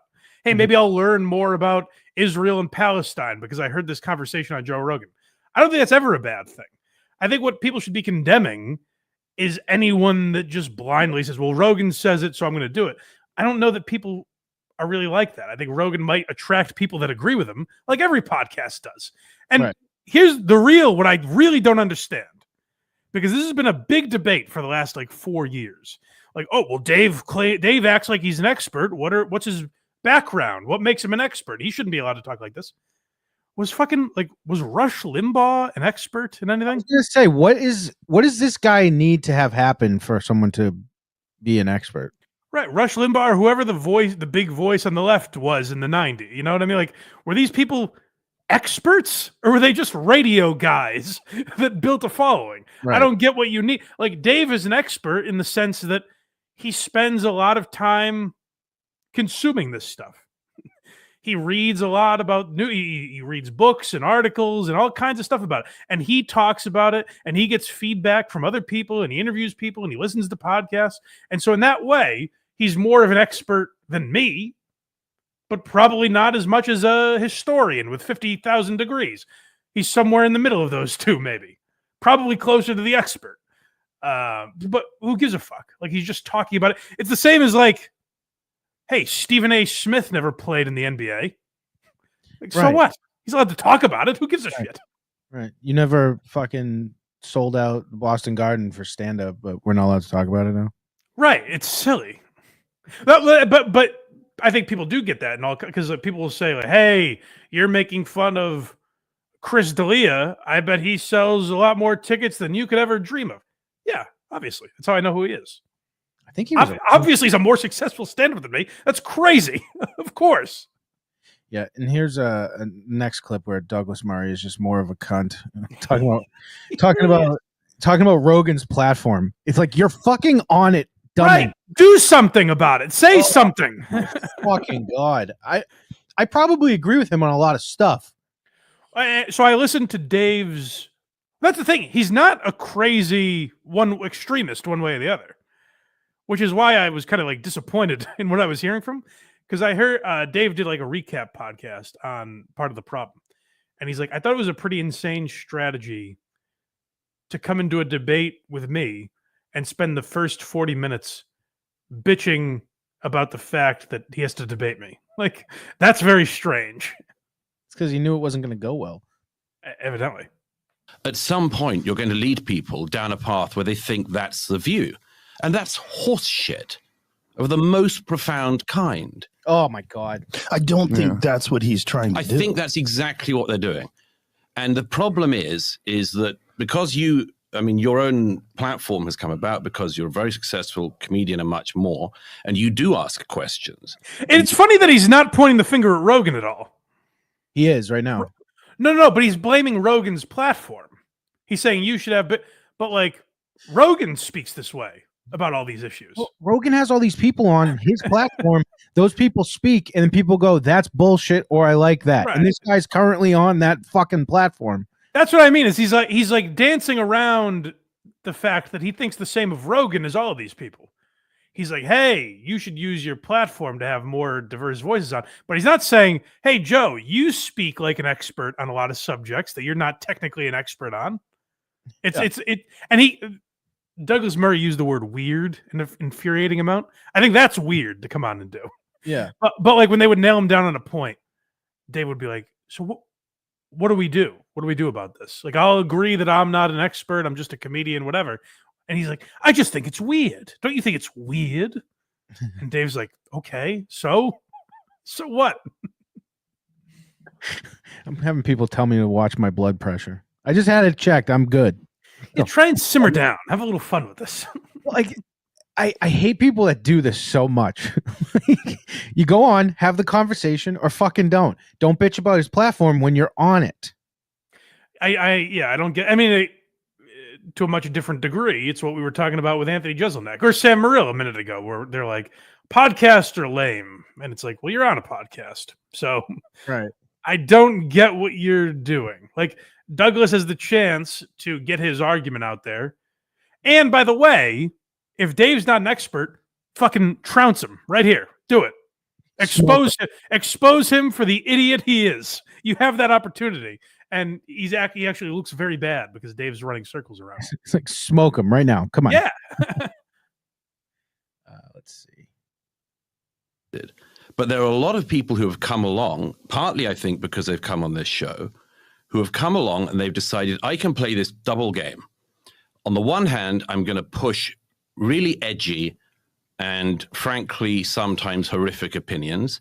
And then if you say that's wrong, they say I'm a comedian. But wait a minute, how can you tell me I'm just a comedian? Well, I'm just throwing stuff out. What horrific? It's actually not right to accuse Dave of that, because he doesn't say I'm just a comedian. The only argument is, again, something Douglas supported Rogan on. The argument is, again, if you're just injecting medicine into your body because Joe Rogan did it, the correct response from Rogan is, I'm a fucking comedian. Why would you do that? Right. You know, I'm a pothead that comments on UFC and does stand-up. Why would you take it that seriously, what I say? And I think that's also a valid argument. People don't allow nuance in these conversations, where it's like, I'm a comedian is an acceptable excuse if people are taking your words too seriously and getting angry and passionate about them. You're like, hey, I'm a comedian. You don't have to trust what I say. But when people do like agree with those words, that's also fine. That's not that big a deal. I don't get this insistence, and maybe it's partly comedians' fault because for a decade they've treated themselves as philosophers. I'm looking at you, Chappelle. So maybe to some degree it is the fault of how comedians carry themselves. But like, I think you can have opinions on all these subjects. It's like George Carlin was not an expert on anything. He was a fucking stoner that liked to curse and rhyme on stage. Right. Like, but he made a lot of great points that allowed people to go, oh, that's interesting. I never thought about it that way. Right. You know, and believe me, a lot of Carlin's stand-up was very serious at the end. So, like, there's some of that where I think maybe comedians do take themselves too seriously. But this is a debate about whether or not you should be allowed to listen to them, which I find, of course you should be. Let's see. Next we have more fun. Okay. Fringe views. Yeah, this is a weird argument that he's making. Horse shit, as he says. I also think it's reasonable for him to say, I don't really do weird, debates. Yeah, I think it's weird to mainstream very fringe views constantly and not give another side. I think that's weird. Well, I mean, how could they be, if they're fringe views, how could the other side not be out there? You see what I mean? But if it's also fringe, wouldn't it be like not the mainstream? Well, he's saying they're making it the mainstream. So by Dave getting really popular, for example. Why is he getting so popular? Because of Joe Rogan, I guess. Not that his points make sense. And then no, according to Douglas Murray, it's Rogan's fault that these people are getting popular. Dave gets popular because he says something on Twitter that millions of people will agree with. Well, just look at, to blame Rogan for this, look at two guys on the same podcast. Louis J. Gomez just ended a podcast because it wasn't getting as many views as he'd like it to be, and he needed to make room for time in his schedule. Dave Smith, also on that podcast, they both have been on Rogan. You see what I mean? Like, the audience doesn't just flood automatically to anyone who Rogan has on. You know? Mm-hmm. Like, people aren't flooding to Big J for their news feedback. Like, they saw Dave on this, they liked what he said, and they started following him. But just to like really zero in on the argument he's making, fringe views, saying like once you have fringe views, the other argument is out there. Well, if they're fringe views, it's the minority. So the other side would have to be heavily out there. Like, I don't even get his point. Right. A bit of a contradiction here. You're saying now that these are fringe views, but then you're also saying that these are enormously powerful No. views. There's no contradiction. Let me clear it up if you think there is. I think there are very fringe views that have become mainstreamed on the right. Oh, he just says the same exact fucking... Let me clear it up. Are they not fringe by definition? Sure, you can play an epistemological game. No, I'm just... He's so... That is a moment of, sure, skank. Sure, friend of the rattlesnake, I guess. Like, that tone was, oh, do you believe this guy, Joe? But Dave's asking the correct question. Right. Like, you know what I mean? Like, sure, he's so exhausted by the question, but Dave's correct. It's not a needling, it's not what Douglas does later, where he's like, what do you mean we? It's not this arbitrary nitpicking thing. Dave's asking the proper question. He's so exhausted with it because I think he hates that he's talking to a skank. Yeah, and if this guy made a good point, Dave would acknowledge it. Right, definitely. I've seen him do it. Yeah. Don't you? That fringe idea has become mainstreamed. Yeah. Okay, right. Sure. So that's it. Okay.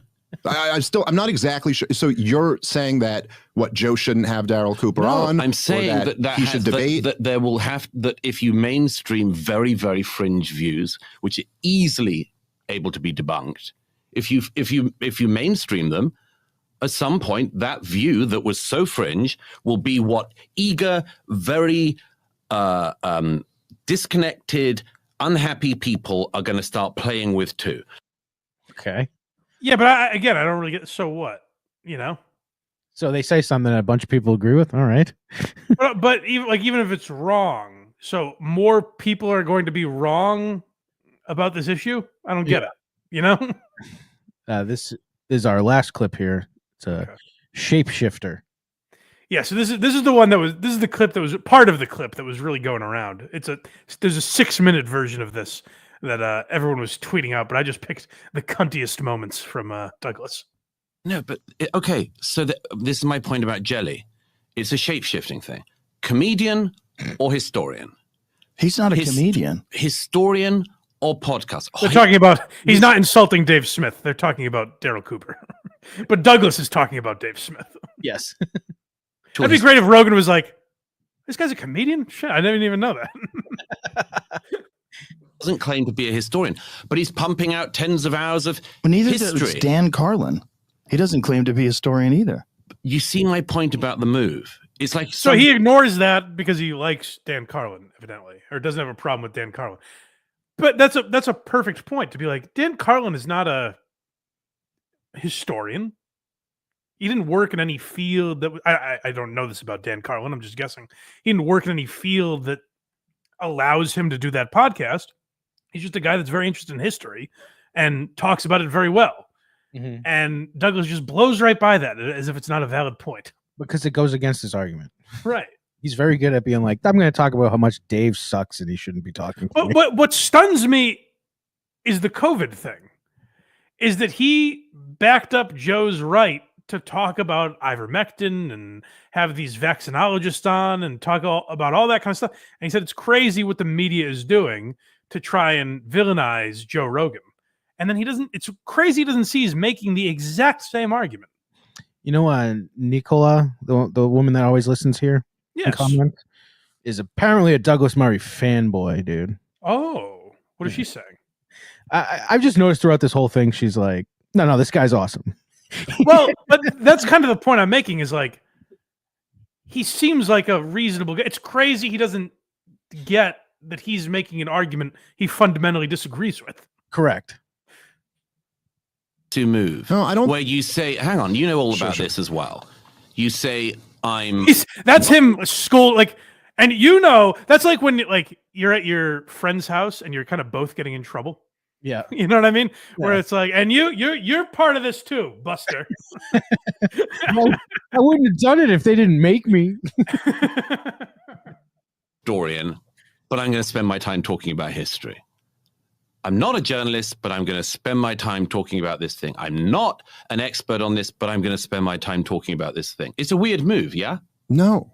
You don't think? No, I'm a free American. I can talk about what I like to. So what is the point here? I've noticed you can, but we all can. Point? The point is, what are you pushing? What are you watering? What am I pushing? Yes. Liberty, free markets, peace, prosperity, not getting I honestly wanted to end it there. I just wanted his I don't know. So I don't know. He thinks Dave is like a racist or something. I don't really know. I don't know what his point is. He's a racist expert on nothing. Yeah, but like that's where Dave where he's like, so do you not want me to talk about this stuff? And he's like, well, you can talk about whatever you want.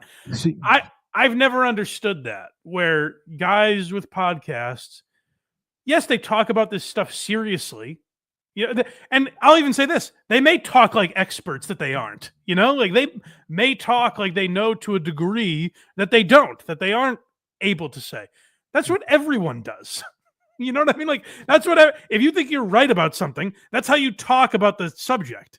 I don't think you should have to constantly go, and again, I'm an idiot. I'm stupid. My points are probably dumb, but here they are. Right. You either think that about you or we don't. I'm not a mob historian, but I enjoy talking about the American mafia. Well, unless you went undercover, you're not allowed to talk about it on a podcast. Unless you're Joe Pistone, shut your mouth. Yeah, that's right. So I thought that was very interesting and worth displaying to you people if you didn't want to listen to the whole 3 hours. I got a few super chats here. Let's hear them. Shades Cal, $5. Blind Mike, are you aware of how insane your co-host looks? PDF bunker No. Craig today is wild. What are you wearing? What I literally what I always wear. What is that? A black shirt, a black hat, and blue light blocking glasses. Okay. John's ear mites. It says member for 2 months. I think they just might have re-upped or something. Thank you, John. Hey, Mike, I, for one, agree with your rational assessment of Bert. Kreigers is obviously a Nazi. Is it cool if I tell people we're best friends? Absolutely. All of that is correct. Thank you, sir. Weird comment. £5. Dave Smith is to politics what Blind Mike is to the Dabbleverse. Saints on Earth. By the way, get super tips, please, just because I don't like giving Google money. Just the system in general? I don't know. I've never dealt with. I thought he meant receive super tips. I'm like, yeah, all right. Okay. Yes, that is. I'll call myself that, the Dave Smith of the Dabbleverse. I like that. All right, I guess it's time for the almost missed item here. Thank God we got this. Craig tried to sabotage this segment. He said, "No, I want to do extra time calling Douglas Murray an asshole." But I said we got to get to this. So a couple weeks ago, Carl showed me on Who Are These Socials the trailer for Joe Gatto's special. You know Joe Gatto from the Impractical Jokers, yes? Oh, guiltiest pleasure of shows. I love that show. Well, very guilty, apparently. They've been some naughty boys. They sure have.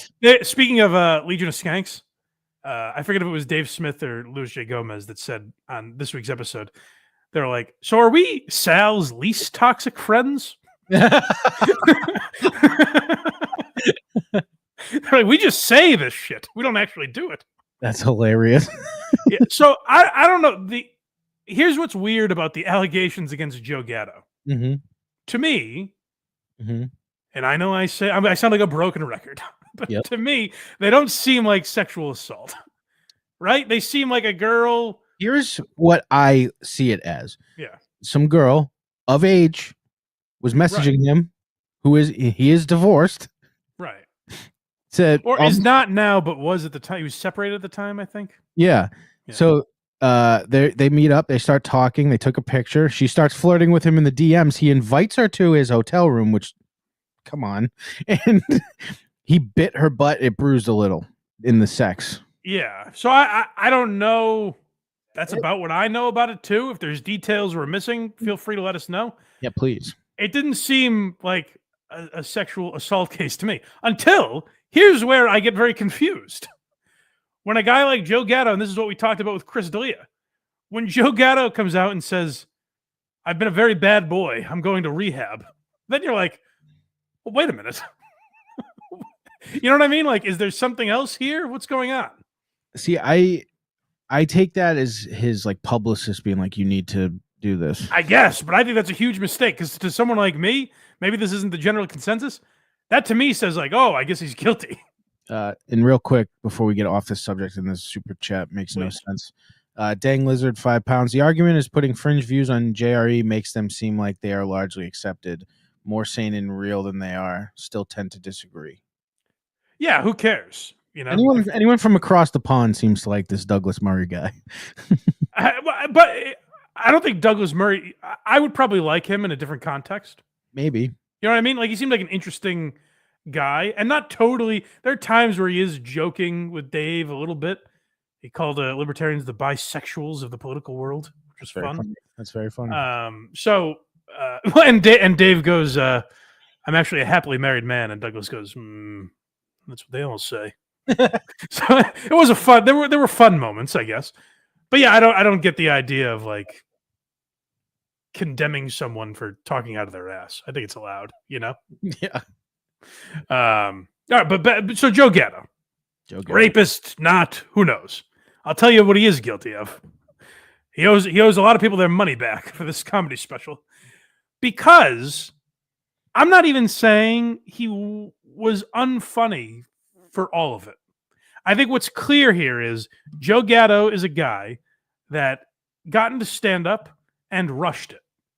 Unlike his brother, Sal Vulcano, Sal like took stand-up very seriously and laid the groundwork for what a stand-up career should be for a long time before he ever put anything out. Yep. Joe Gatto, I think, started stand-up like post-pandemic. Well, I think this is a lot of too. Like they'll do the Impractical Jokers live shows and think it translates. That's Craig. Have you watched it? No. That's exactly what it is. Oh, it is. He's telling stories where I'm like, I could see that being funny at the Impractical Jokers live show. But in the context of stand-up and him trying to pepper in jokes, it really doesn't work. But the craziest part to me is that the audience apparently agrees. You have to hear this audience reaction. I can't believe he released it like this. Oh, I've never advocated for laugh tracks in comedy. I totally get it now. I apologize to Joe Matarese and Pete Gurgio. I was gonna say, I'm surprised Gatto wasn't like, I gotta call my boy Gurge. Guys, I apologize. Because if this is the reaction you get in your comedy special, pump it up a little bit. You got to do something. Because this was crazy that he let this out like this. All right, let's get into it. What's up? Now, hold on. You hear an audience there, right? Yep, it was loud. Okay, so you hear people.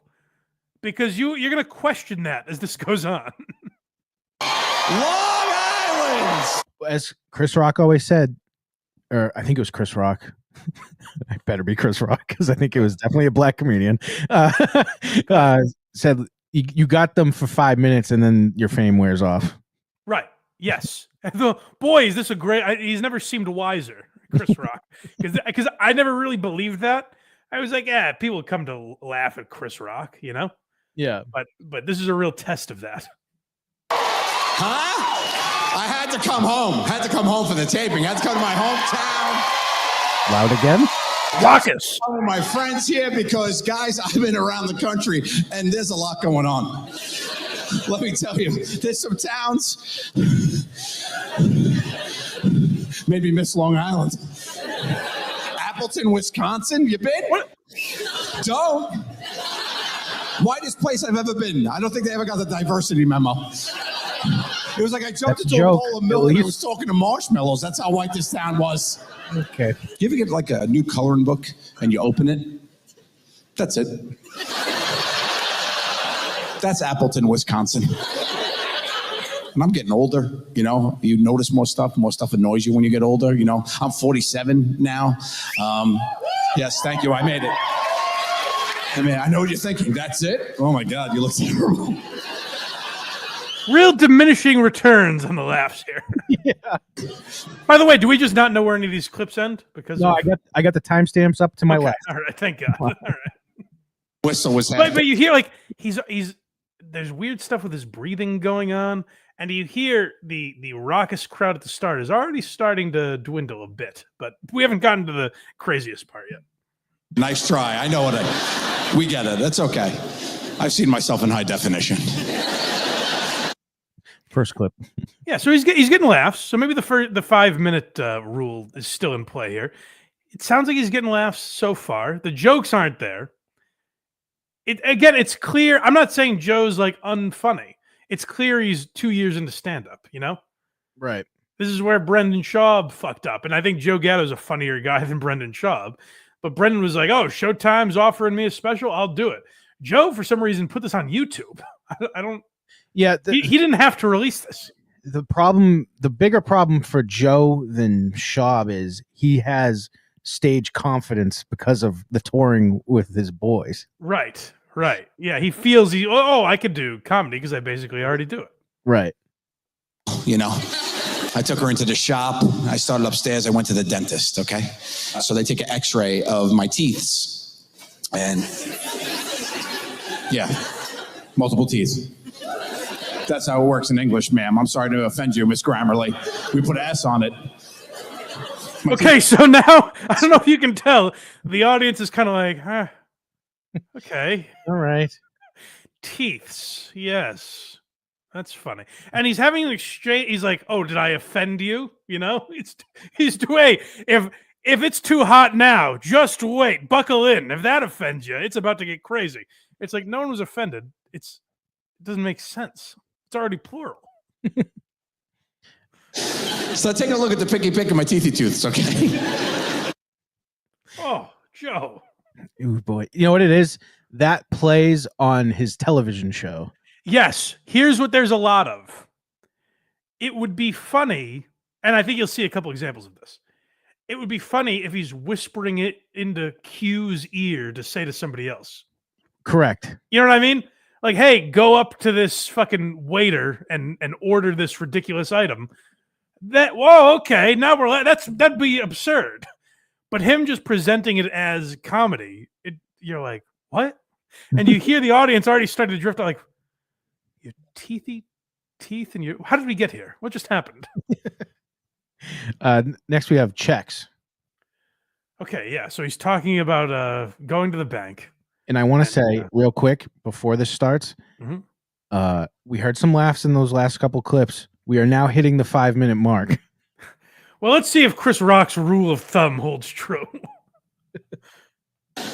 We're adults, right? We got to pay the bills. Unfortunately, we got to pay the bills every month. We write checks. And on the bottom left-hand corner of every check is what I like to call an opportunity. Yeah, that's right. The memo section, 4 with a blank line. And you get to tell the whole world, what has this check been written for? And if you're not writing the word sexual favors on that line, get out. Get out. Get out. Thank you, but go. Every check I've ever written my whole life, 4 sexual favors. I don't care what it's for. Gas bill, cable bill, water bill, grandma's birthday, charity, Girl Scout cookies. I don't care. That's their problem now. How bad you want that money? I had a roommate. He used to pay the landlord. Jeez, you hear it's. I'd have to give him. Well, you hear noise, but you can't even call it. You hear like chatter, like they're playing audio of Penn Station or something. You know what I mean? Like you hear that people are there. Yeah, but it's hard to even call laughter. And what I noticed the longer I watched it, what I noticed happening is they really amplify the audio when there's supposed to be a laugh.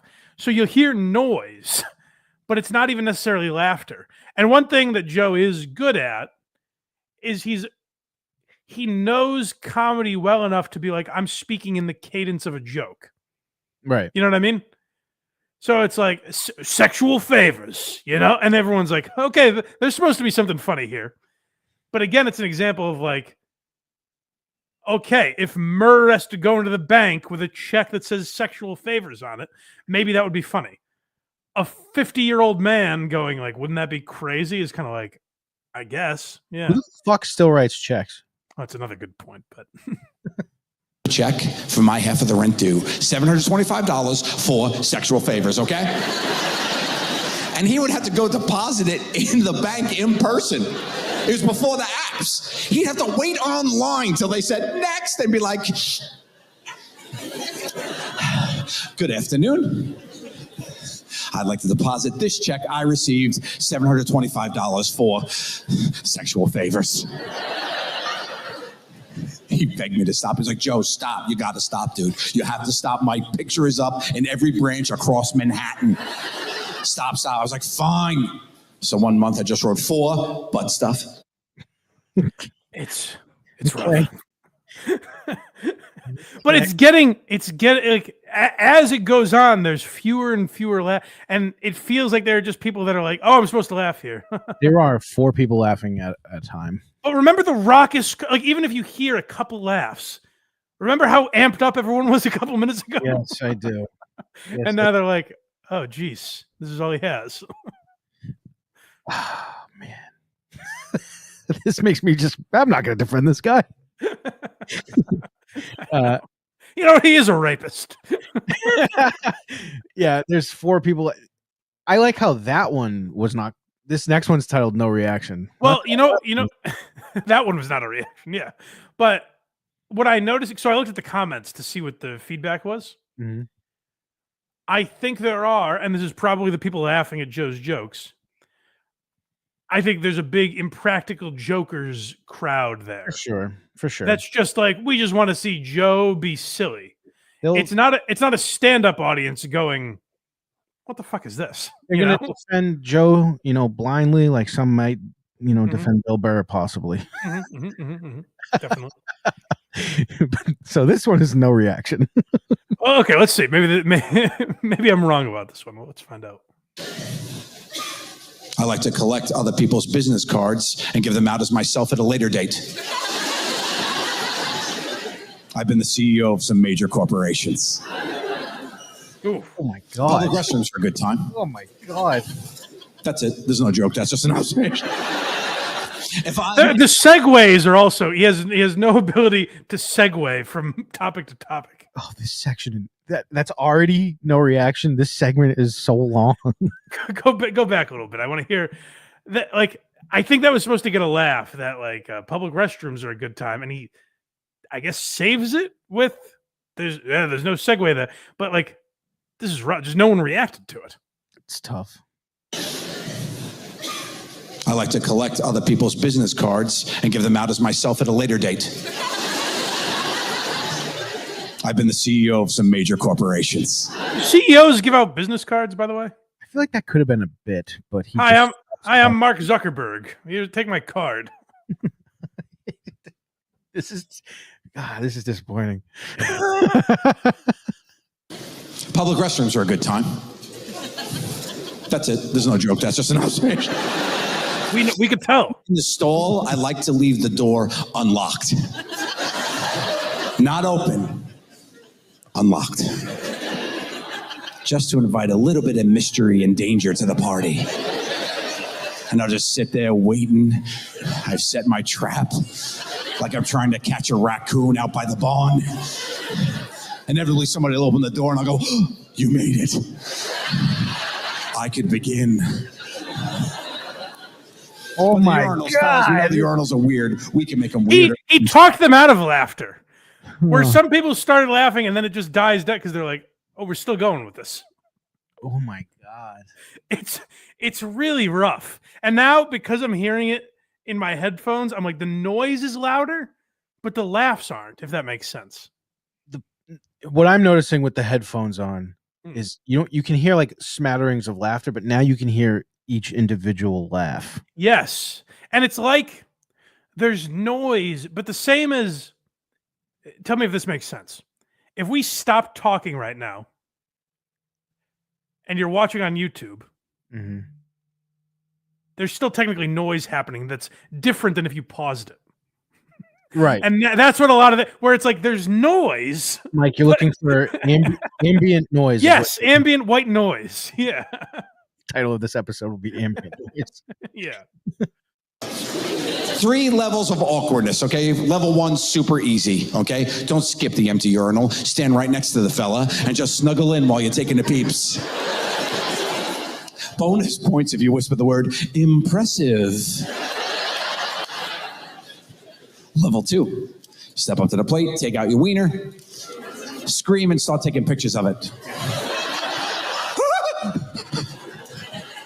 Maybe this guy is a predator. Oh. Well, that's the other thing. You go back a little because I want to note how quickly, when there are laughs, I've never heard them die so quickly. It's laughs and then utter silence. You shouldn't have pantomimed the scream and take a picture of your dick. Well, that's probably a bad move in hindsight, but it was funnier without it. Yeah. Of it. See, it just killed it.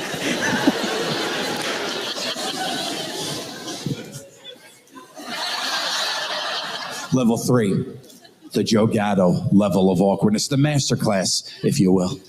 You're going to step up to that urinal, just go ahead and use that bad boy backwards.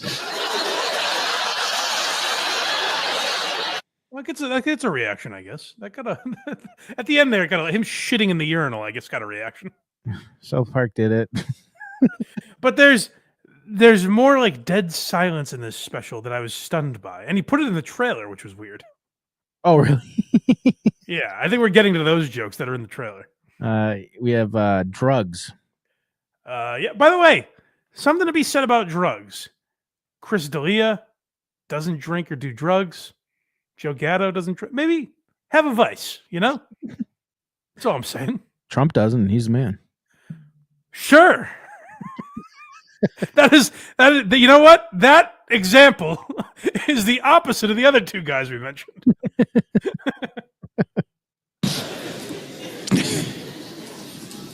love messing with people. It's always so much fun. I don't even know why I'm like this, to be honest. Here's the thing. Do we know why he left the show? I've been saying the same thing.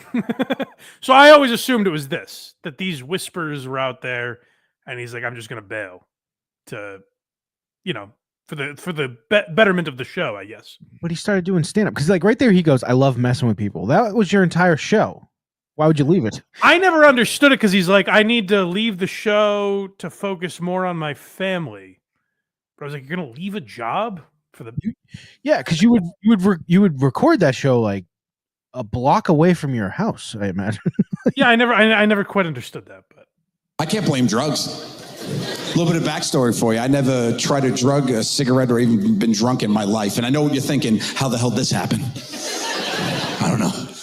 I guess my parents were into some stuff. Trickle-down effect, skips a generation, boom, crazy-ass Joe Gatto. Hello. I've never even tried marijuana. Technically, it's a vegetable. Not for me. I did spark up a cannoli backstage, though, before I came out. Puff, puff pastry. All right. Oh, my. Oh, that's in the trailer. Oh, my God. But here's what's crazy. That's in the trailer with that reaction. They don't pump it up or have fake laughs or music. They let you hear the utter pin drop silence after he goes, puff, puff pastry. All right. Like, were you able to observe that when he said puff, puff pastry, he also did finger guns? Oh, God. Don't tell me that. He did. He sure I'm did. surprised it's this silent because I'm surprised people aren't trampling over each other to get out the exit. This should be a massacre. This is upsetting. Yeah. And I do have to give him a little, like, there's a lot that we didn't clip because they're long stories that also weren't funny. But I get those stories in the context of an Impractical Jokers live show. I bet they kill. Yeah. You know what I mean? Well, because the other three can tag it too. With Exactly. They're having a conversation. It's not him up there by himself. Because like Q and Sal on the show are very good at tagging stuff or like telling, things I would never think of. And a million years. Not even that, but if he says puff puff pastry, Sal is up there to say that's a crime. Don't ever say that again. You know what I mean? Like they can bust each other's balls for bad jokes. You don't have that luxury here, unfortunately. And what the reason I'm gonna guess, this is probably the reason that stayed in the trailer is because if you watch Impractical Jokers, this man loves himself a cookie. So he's probably like appealing to the audience. Like, you're gonna get what you're expecting. That comes up. Don't worry. Oh, His love of food continues. Okay. But I'll tell you as a guy who clipped this show, I'll tell you another reason it's probably in the trailer is there's a lot of long, seemingly unending bits. Oh, good. So a short one like that is going to be in the trailer, I will say, though, I also didn't really care for Sal's special. It was a lot better than this. It was, but like I thought it was okay. I will look at it better now. Yeah, it was okay, exactly. But like I feel like I looked at it the way I'm currently looking at this, which means that must be moved up now. Oh God, yeah. This is Sal is clearly the best stand-up of the Jokers. Oh yeah, and I bet his next special is actually pretty good. Yeah. That would be my guess. But next we have him talking about dogs. His dogs cannoli. Oh, so you know the lore. Well, I've watched the show. He's got a shirt that has all his dogs' names, and they're all fucking Italian desserts. Well, I'm stunned. This doesn't get a greater reaction than. Really? Oh my God. Okay, let's see. This has got to be the worst joke in the special. I don't even really know why it's a joke.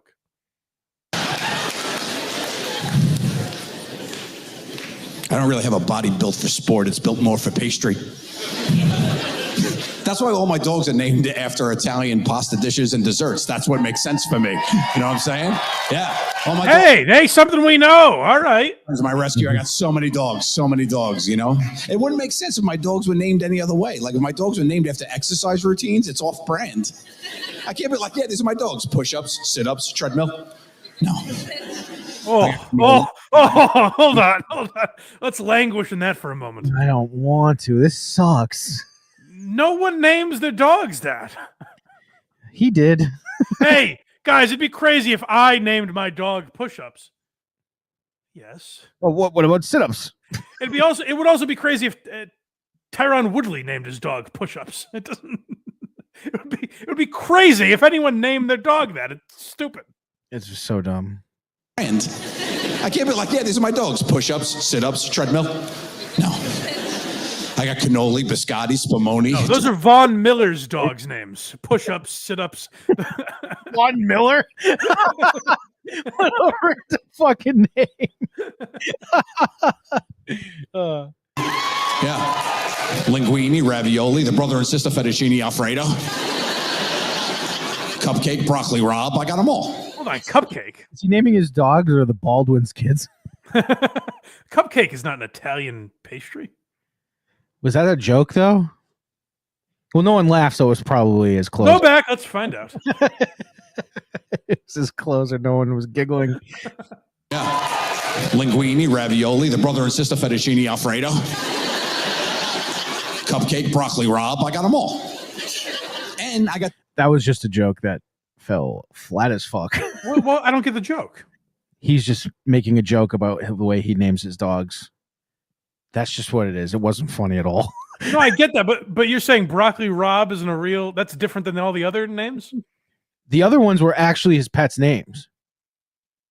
But why... I know that because I like to practice. Hold on. I'm frozen here. I don't know. I've never had a moment where I literally don't know what to say. Just continue the clip then. So the first several are his actual dogs. Mm-hmm. But the joke is that he also has one named Broccoli Rob. That's the punchline? Yeah. Why is that different than Fettuccine Alfredo? I don't know if that one's real either. Okay, why is it different than cannoli? Because the cannoli was real. But I don't fucking know. This guy stinks. if I don't get, if you said my dog's names are Rex, Fido, Sport, Champ, and Rover, Rover wouldn't be the punchline. If this continues to go down this trajectory of being terrible, I might lash out and blame Q and Sal for not speaking up. All right, well, let's find out. Hold on. Rumpled Trench Coat, a Columbo podcast, $10. Is that real? Is it a real Columbo podcast? I wonder. It appears to be. Oh. To be fair to Gatto, Mert and Q were telling Joe, bite her ass in his earpiece. Yes. I'm on a delay, so if this joke was already made, please just move along. No, it's a good one. I like it. And just to get rid of the super chats, Don Fried Chicken, $5. Another friend of Craig's caught up in rumors and accusations. First ISO, now Joe Gatto. You got to start running with different crowd, Craig. It's a good point. Never met either of them in my life. 2 kids. What the fuck are their names? Oh, but folks. If Cupcake and Broccoli Rob is actually like his pets' names, that's wild. Yeah, I think they are, because the joke is, and I have 2 kids. What the heck are their names? Yeah, that's what I mean. Hold on. Cha-cha-cha. I'm doing this. Joe, Yeah, I think you were wrong about this. Joe Gatto pet names. Oh, we have to read all of them? I'm gonna find out. I have to, I think. Yeah, you're definitely wrong. The punchline was the cat scales. Oh, I'm right. His dogs are currently named Cannoli, Biscotti, Tartufo, Zappole, Spumoni, Pignoli, Napoleon, and the late Mishkine. No Cupcake or Broccoli Rob. So Fettuccine Alfredo was a joke. I told you. I don't understand. That's so terrible. Why is that different than cannoli? Why is that more or less ridiculous? Because it's fake. Duh. But I don't know that. Well, then you shouldn't be watching. That's a crazy level. If you are putting out a special where it's like you have to know all my dogs' names to enjoy this. Seems like it'd be targeted for me, apparently. I like that Craig's like, no, actually, the Broccoli Rob line is very funny. You see, because that's not his dog's name. Okay, well, this next clip is called "No Punchlines." Okay, well, the last one was very meta. So let's see. This is when I say no punchlines. Again, I'm not even blaming Joe. I think this is what happens when you're in comedy for 2 years and you never have to find an audience. Is that this will just I guess get laughs? Not always, but sometimes. Stupid technology. I hate it. Hate it. Think about it, all the technology I have in my house. I have all these OK Googles, these little, screens. You can walk up to them and they'll show you any picture you want. And I have kids in my house, and that's too much power for them to wield. My son is 4 years old, learning about neighborhood animals. So he walks up to the Google and he goes, "Okay, Google, show me a picture of a chipmunk." And it shows him a chipmunk eating an acorn. "Okay, Google, show me a picture of a bunny rabbit." And his bunny, carrot. "Okay, Google, show me a picture of a possum." And Google decides in its infinite wisdom to show my son a rabid possum hanging off a lamppost. My son screams bloody murder, runs up into his bedroom. Now he's terrified of possums. His number one fear, possum, okay? At night, I'm not checking his room for monsters. I'm looking for marsupials, okay? And he knows they hang from the top. He's smart. So he's like, "Dad, check the top of the closet. They hang with their tails. I'm in his closet like there's none here." Stupid Google. That was the punchline for that joke. Stupid Google. If you're not afraid of possums, I don't think I trust you. And that is, not to keep invoking this guy's name, that is sort of the Chris D'Elia school of comedy where it's like, well, then I called them marsupials. Isn't that funny? Yeah. I'm not looking for monsters. I'm looking for marsupials. Huh? That's a fun word. Oh, I like Joe. I think we're doing. I like Joe Gatto, and I like what he does on and off stage. So I think this is. I think what we're doing here is a service to say, like, to all people, if you have any fucking respect for stand up or yourself, don't prematurely put stuff like this out. We got 3 clips left, and don't worry, everybody. This one's called "Deafening Silence." All right. Well, let's find out what. As opposed to the other the other clips, let's see what inspired me to label this that. Yeah, I mean, we do what you can. You set the ground rules. You try to teach them to be good. You try to teach them to lead a good life. You teach them the rules, right? Can't say any bad words. You guys know that. Can't say them. F, B, A, But in my house, we don't even say mean words. We don't say hate. We don't say shut up, okay? And we spend time together and have fun and laugh. And we try to do that as much as we can. We assert our anger through physical violence. If we're in a mood, you'll know it. He tells his kids to go do something. If they don't, their punishment is they go to bed early. They get teeth in the hip. But he introduces it in that stupid way they introduce every segment on the show. School. And in Daddy's car, we have Daddy's playlist, songs that we all love, songs that I love growing up, or songs from now that I think are fun. And we listen on the way to school every morning. One of my favorite songs, "Shut Up and Dance With Me" by Walk the Moon. Yes. One of my favorites, right? So we're driving to school and I see my son in the back seat. He's going, "And dance with me." Super cute. I go, "You know what, buddy? If it's in a song, you could say it." Oh, no, Joe. He rolls down the window, hangs out, and he's like, "Shut up and dance with me." I'm like, this kid's got anger issues. I need to talk. My neighborhood's nice. It's a nice neighborhood. That silence makes you feel like you can feel it. The joke is just going. It should have gone to the next song was "Blank in Paris" by Kanye West. No, he goes with "Fuck You" by CeeLo Green. Nah, stupid. Yeah. He's out the window yelling Kanye's song. That's the joke, Joe. Yeah, well, I think we all thought it was going there. I think that's why the crowd goes, "Uh-oh, here it comes." And it doesn't.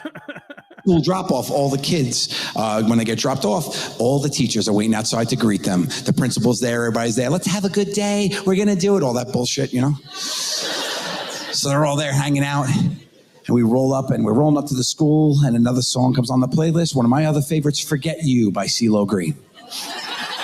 Oh, yeah, you're with me. Daddy accidentally put the... Tell me if you're noticing this, too. When it does get a laugh, it's a collective, "ah." You know what I mean? It lasts 1 second. Yes, there's no. Like, I'm there's trying no to think of. faking. I'm trying to think of the album we did recently. It might have been Mr. P, Patrice's posthumous album. Yep. Where I remember saying, like, God, you feel like you're in this room because people are like, you can hear people banging on the table, Right. and their drinks bouncing. Like, you can hear people are just losing their shit. Right. Whereas this, you can feel people go, all right. I got you, Joe, loud and clear. They're just let down that the setups don't go where they think they're going. Yeah. And it's not in the good way. Like, Yeah. I didn't expect the the setup punch to go that way. Like with Justin, you're like, you did the tamer version. I see. You're on True TV. Yeah. Not anymore. Not anymore. By CeeLo Green on there. And by the time I realized I go to change it, and my son goes, if it's in a song, we could say it. And my daughter chimes in and goes, Gattos keep their word. What? They got me on a technicality. We roll up to the school, my two kids are like, fuck you. Ooh.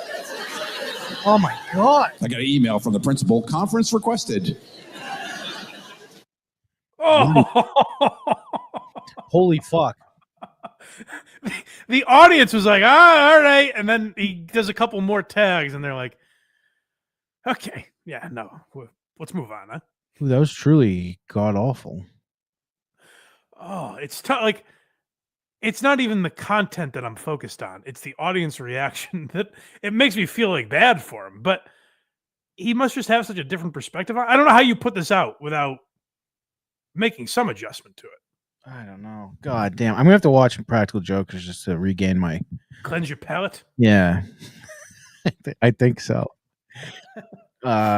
Next we have The Mall.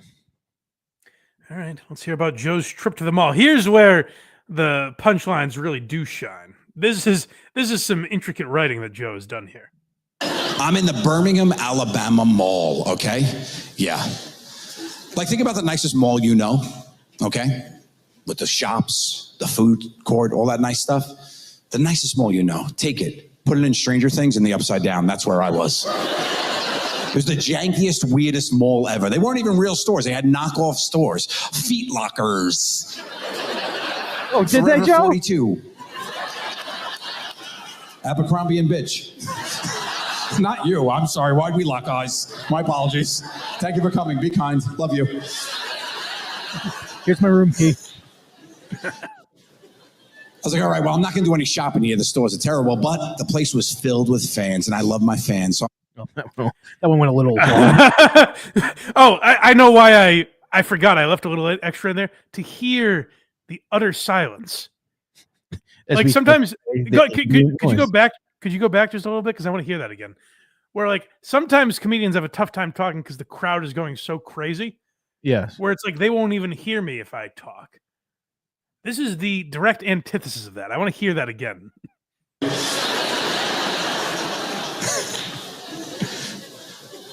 was like, all right, well, I'm not going to do any shopping here. The stores are terrible, but the place was filled with fans, and I love my... It's so gross. I've never heard laughter grind to such a halt like that, where it's like, ha! All right, what's next joke, I guess. I know we're going to title the episode Ambient Noise, but that should have been the special's name. Why? Riddle me this. Riddling.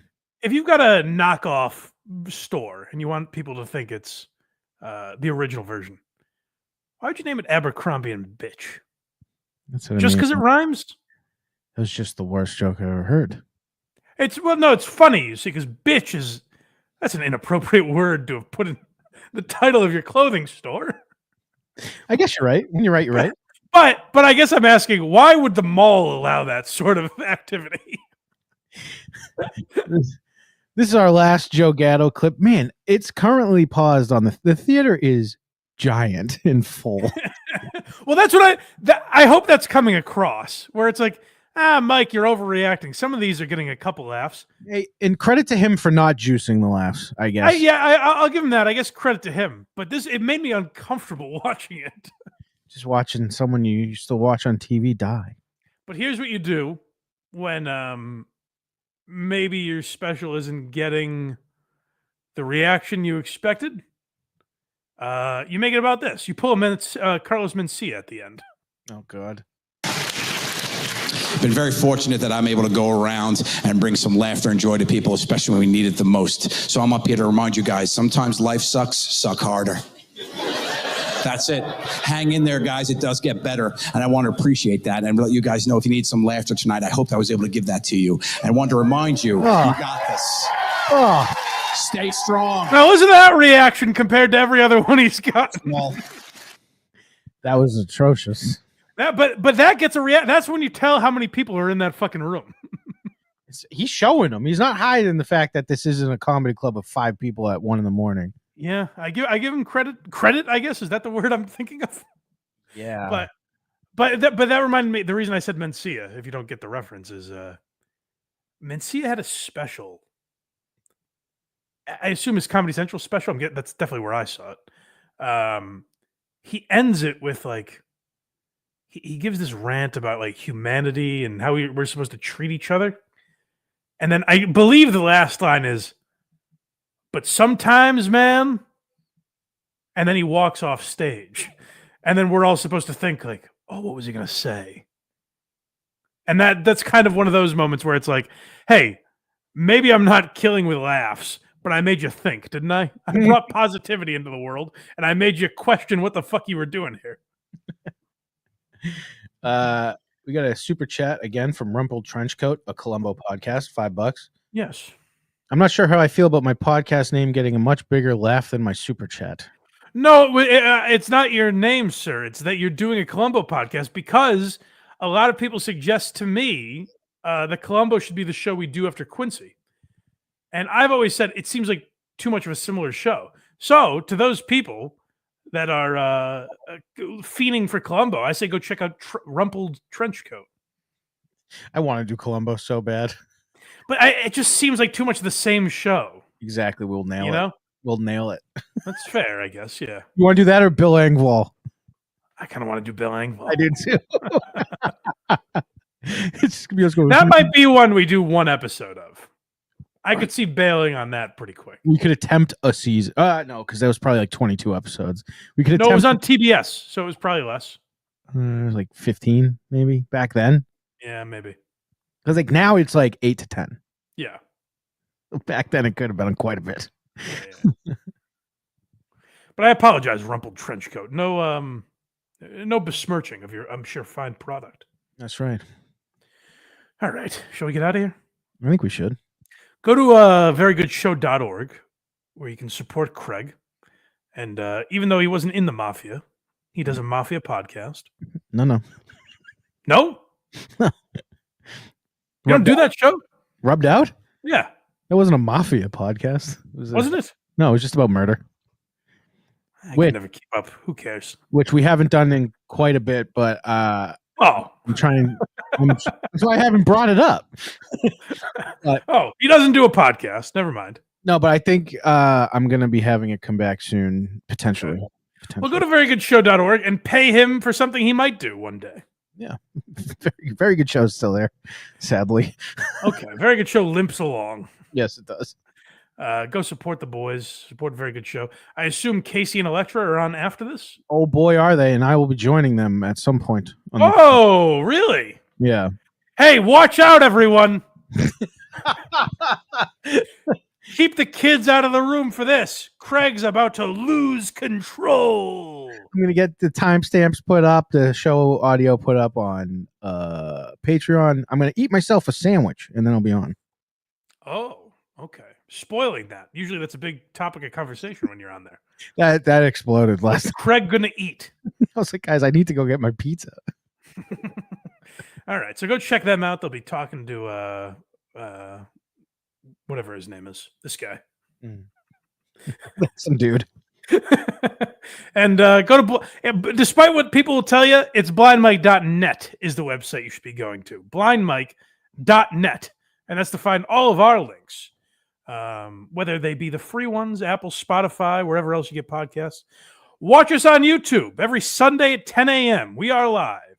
And you can also find the links for Why You Laughing and Who Are These Socials there. Check out the Patreon content. You can become a member on Patreon or YouTube. And Tonight at 10. Tonight at 10. Unboxing Eric, also on HACKRIDE.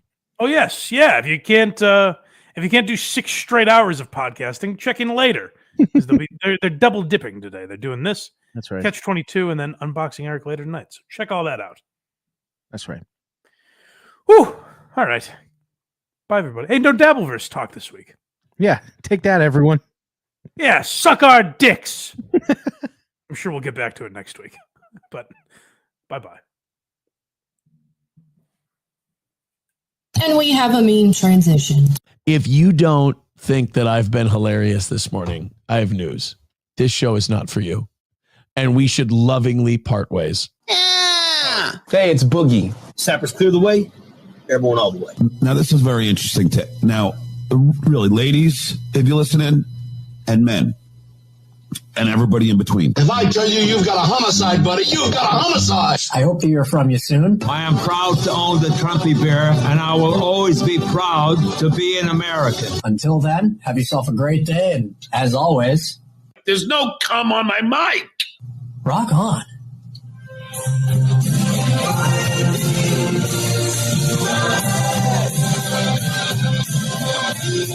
Stop the baloney, huh? What kind of statement is that? I wrote it. One of my favorite players to cover when he was here was Mike Vrabel. Tell me Mike Vrabel's story. Whatever, dude. I keep it cool at the gym. Piss on it. Fuck you, Mike. Fuck you, Mike. Fuck you, Mike. All right.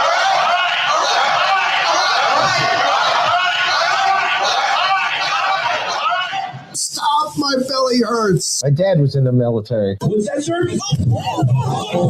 Can you please kindly F off, please? If a person is on a bridge threatening to jump, how do we know that he wants help? Okay, I hope nothing's bad happened. Money, money, money, money, money, money, money, money, money, money, money, money, money. Fuck, please. Anyway, God bless America.